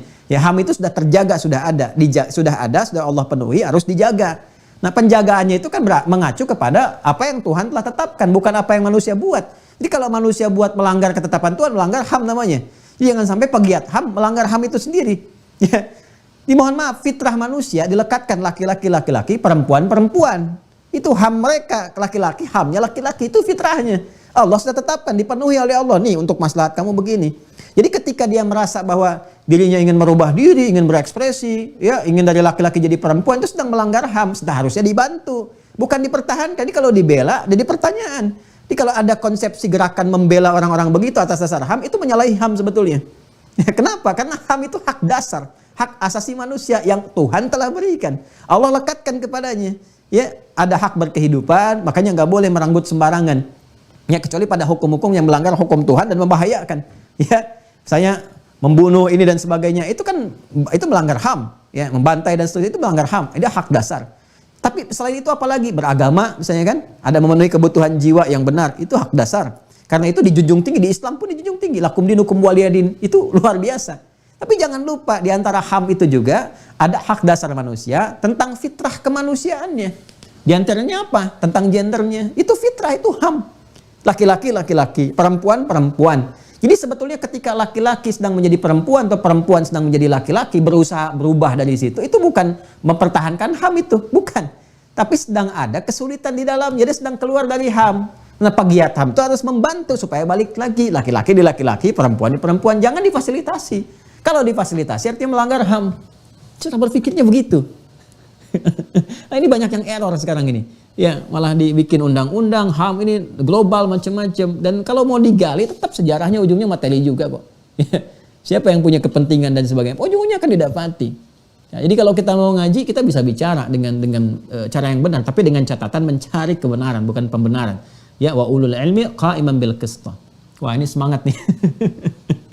Mohon maaf ya, kalau kita mau turunkan babnya panjang sekali. Jadi Islam tuh lengkap. Jadi kalau saya bicara itu kadang-kadang masuk ke sini pengen nyinggung ini, pengen ini, tapi proporsional gitu. Jadi kalau kita mau keluarkan setiap kurikulumnya ada. Di bab ini ada, bab ini ada. Cuman kadang-kadang manusia suka bikin-bikin sendiri gitu. Ya, jadi kalau dari manusia akhirnya relatif kan? Relatif gitu. Ya, boleh aja manusia berkreasi berdasarkan pada sumber-sumber yang pedoman yang Allah tetapkan, turun ke bawah. Nah, ini kufur yang tadi saya sampaikan. Kenapa? Karena tantangan ini kita dapati sekarang. Ya, sekarang kan udah mulai kelihatan tuh gerakan-gerakan. Ya, menghalalkan hubungan-hubungan, misalnya zina, ya, kemudian ada hubungan sejenis, berusaha untuk nikah sesama jenis dan sebagainya, seterusnya. Ini bahaya. Jadi kalau ada orang Islam mengaku muslim dan beriman, dia menghalalkan zina dan secara singkatnya menghalalkan dosa besar. Nah, itu sudah kufur itu. Itu hancur imannya itu. Dosa besar itu jelas. Dosa besar itu dosa-dosa yang menghancurkan iman. Dia halalkan. Berarti iman dia juga hancur saat itu. Itu kufur bil fi'li itu. Ya, syirik itu dosa besar. Ada orang mengaku muslim, menghalalkan syirik. Masalah. Ya. Bukan yang dimaksudkan mencari solusi ya untuk mengentaskan syirik. Bukan itu. Nanti solusi itu berdasarkan masyarakatnya. Kalau keras, bisa konflik fatal, maka ditengahi dengan jembatan. Itu yang pernah dulu Wali Songo kerjakan dan sebagainya. Nanti ada babnya sendiri. Saya bisa ceritakan, bisa kisahkan. Yang ini mengakui kebenarannya. Jadi kalau ada orang tertentu mempraktikkan syirik, diakui, dibenarkan. Bahkan dianggap yang biasa. Mengakui sesuatu dosa besar dan membolehkannya itu termasuk di sini bisa menghancurkan iman juga. Ya, kufurnya itu bisa ke iman, bisa menghancurkan iman. Jadi saat yang bersamaan dia kufur itu. Ya, menghalalkan zina, kufur, zina dosa besar. Awas, menghalalkan pembunuhan macam-macam itu bisa dosa besar, bahaya. Jelas ya? Yang seperti itu. Atau misalnya dia mengingkari ya hal-hal pokok dalam agama. Mengingkari sholat tuh nggak perlu gini, kufur. Ya, karena perbedaan antara mukmin dengan kafir itu di sholatnya. Jadi kalau ada orang mengingkari sholat, kufur dia. Kena penyakit besar itu. Itu sama dengan syirik dosanya. Awas, hati-hati, sama dengan syirik, sama aja dengan orang murtad.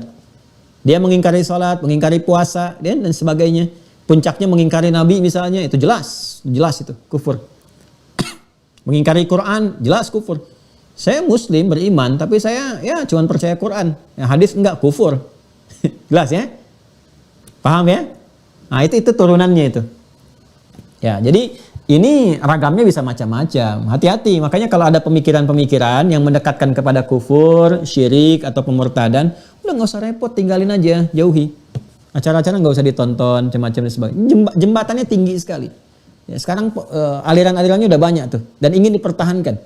Ya, makanya para ulama membuat satu singkatan untuk penyakit sepilis, penyakit bahaya. Sepilis itu sekular, liberal, pluralism. Itu hati-hati itu dengan penyakit-penyakit. Saya tegas saya untuk orang beriman aja ya. Saya mau nyampaikan untuk orang beriman, mohon izin. Jadi yang saya sampaikan untuk orang yang beriman. Jadi kalau memang nggak beriman, ya kalau mau nyimak silahkan. Ya, tapi tidak harus melakukan respon-respon yang negatif juga, karena ini kan yang saya sampaikan untuk orang beriman. Jadi kalau tidak beriman kan ini tidak ditujukan untuk itu.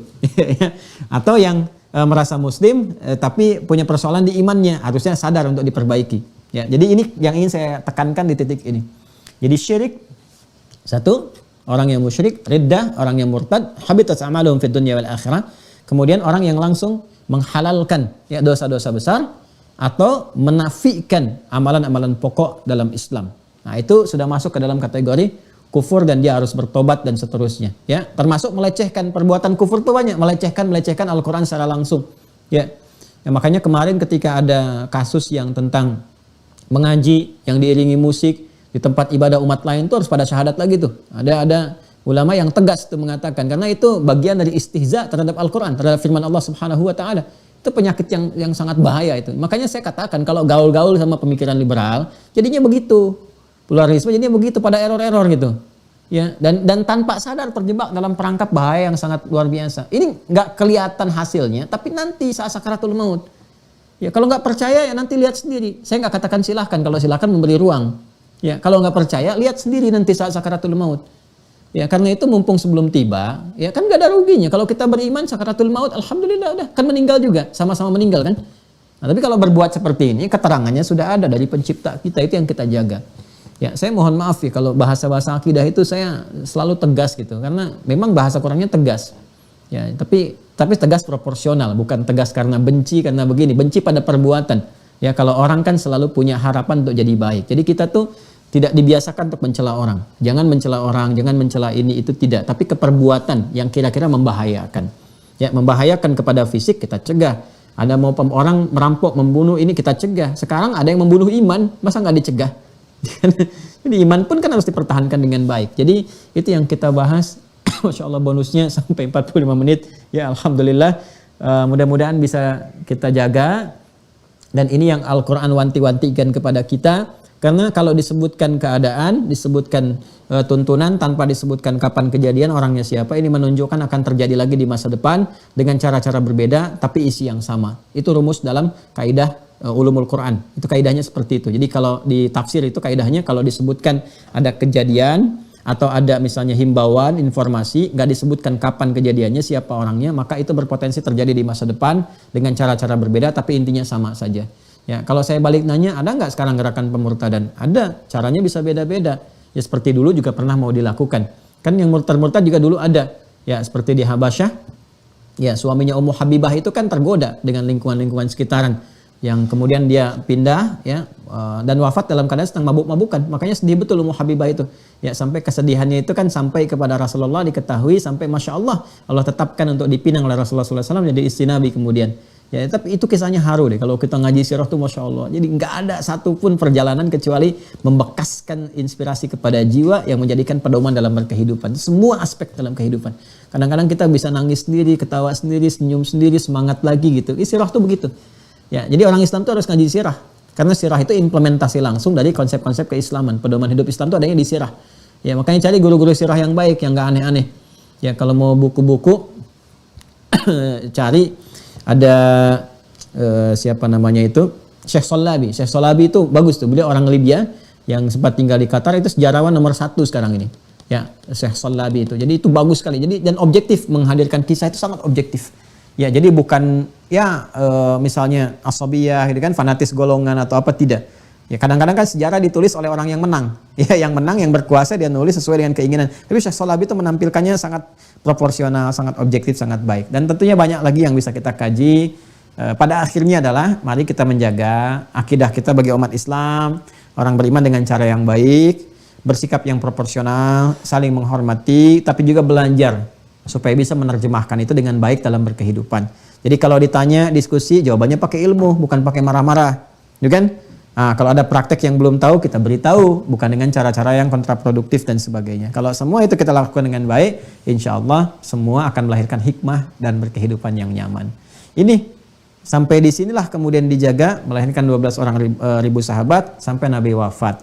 Jadi kajian kita berakhir di sini sampai wafatnya Nabi sallallahu alaihi wasallam dengan pesan-pesan tadi.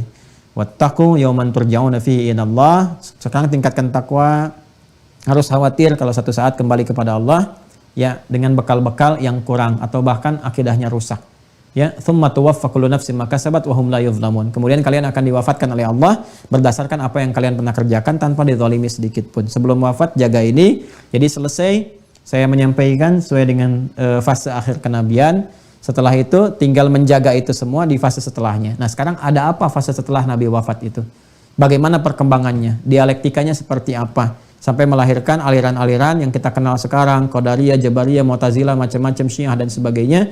Seperti apa fase-fasenya, itu yang akan kita bahas di materi selanjutnya insya-Allah.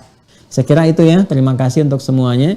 Mohon maaf atas kekurangan, kesalahan-kesalahan yang mungkin terjadi. Semoga Allah lindungi kita semua dan saling mendoakan dalam kebaikan. Semoga semuanya sehat dan jaga kesehatan. Semoga senantiasa dilindungi oleh Allah Subhanahu wa taala.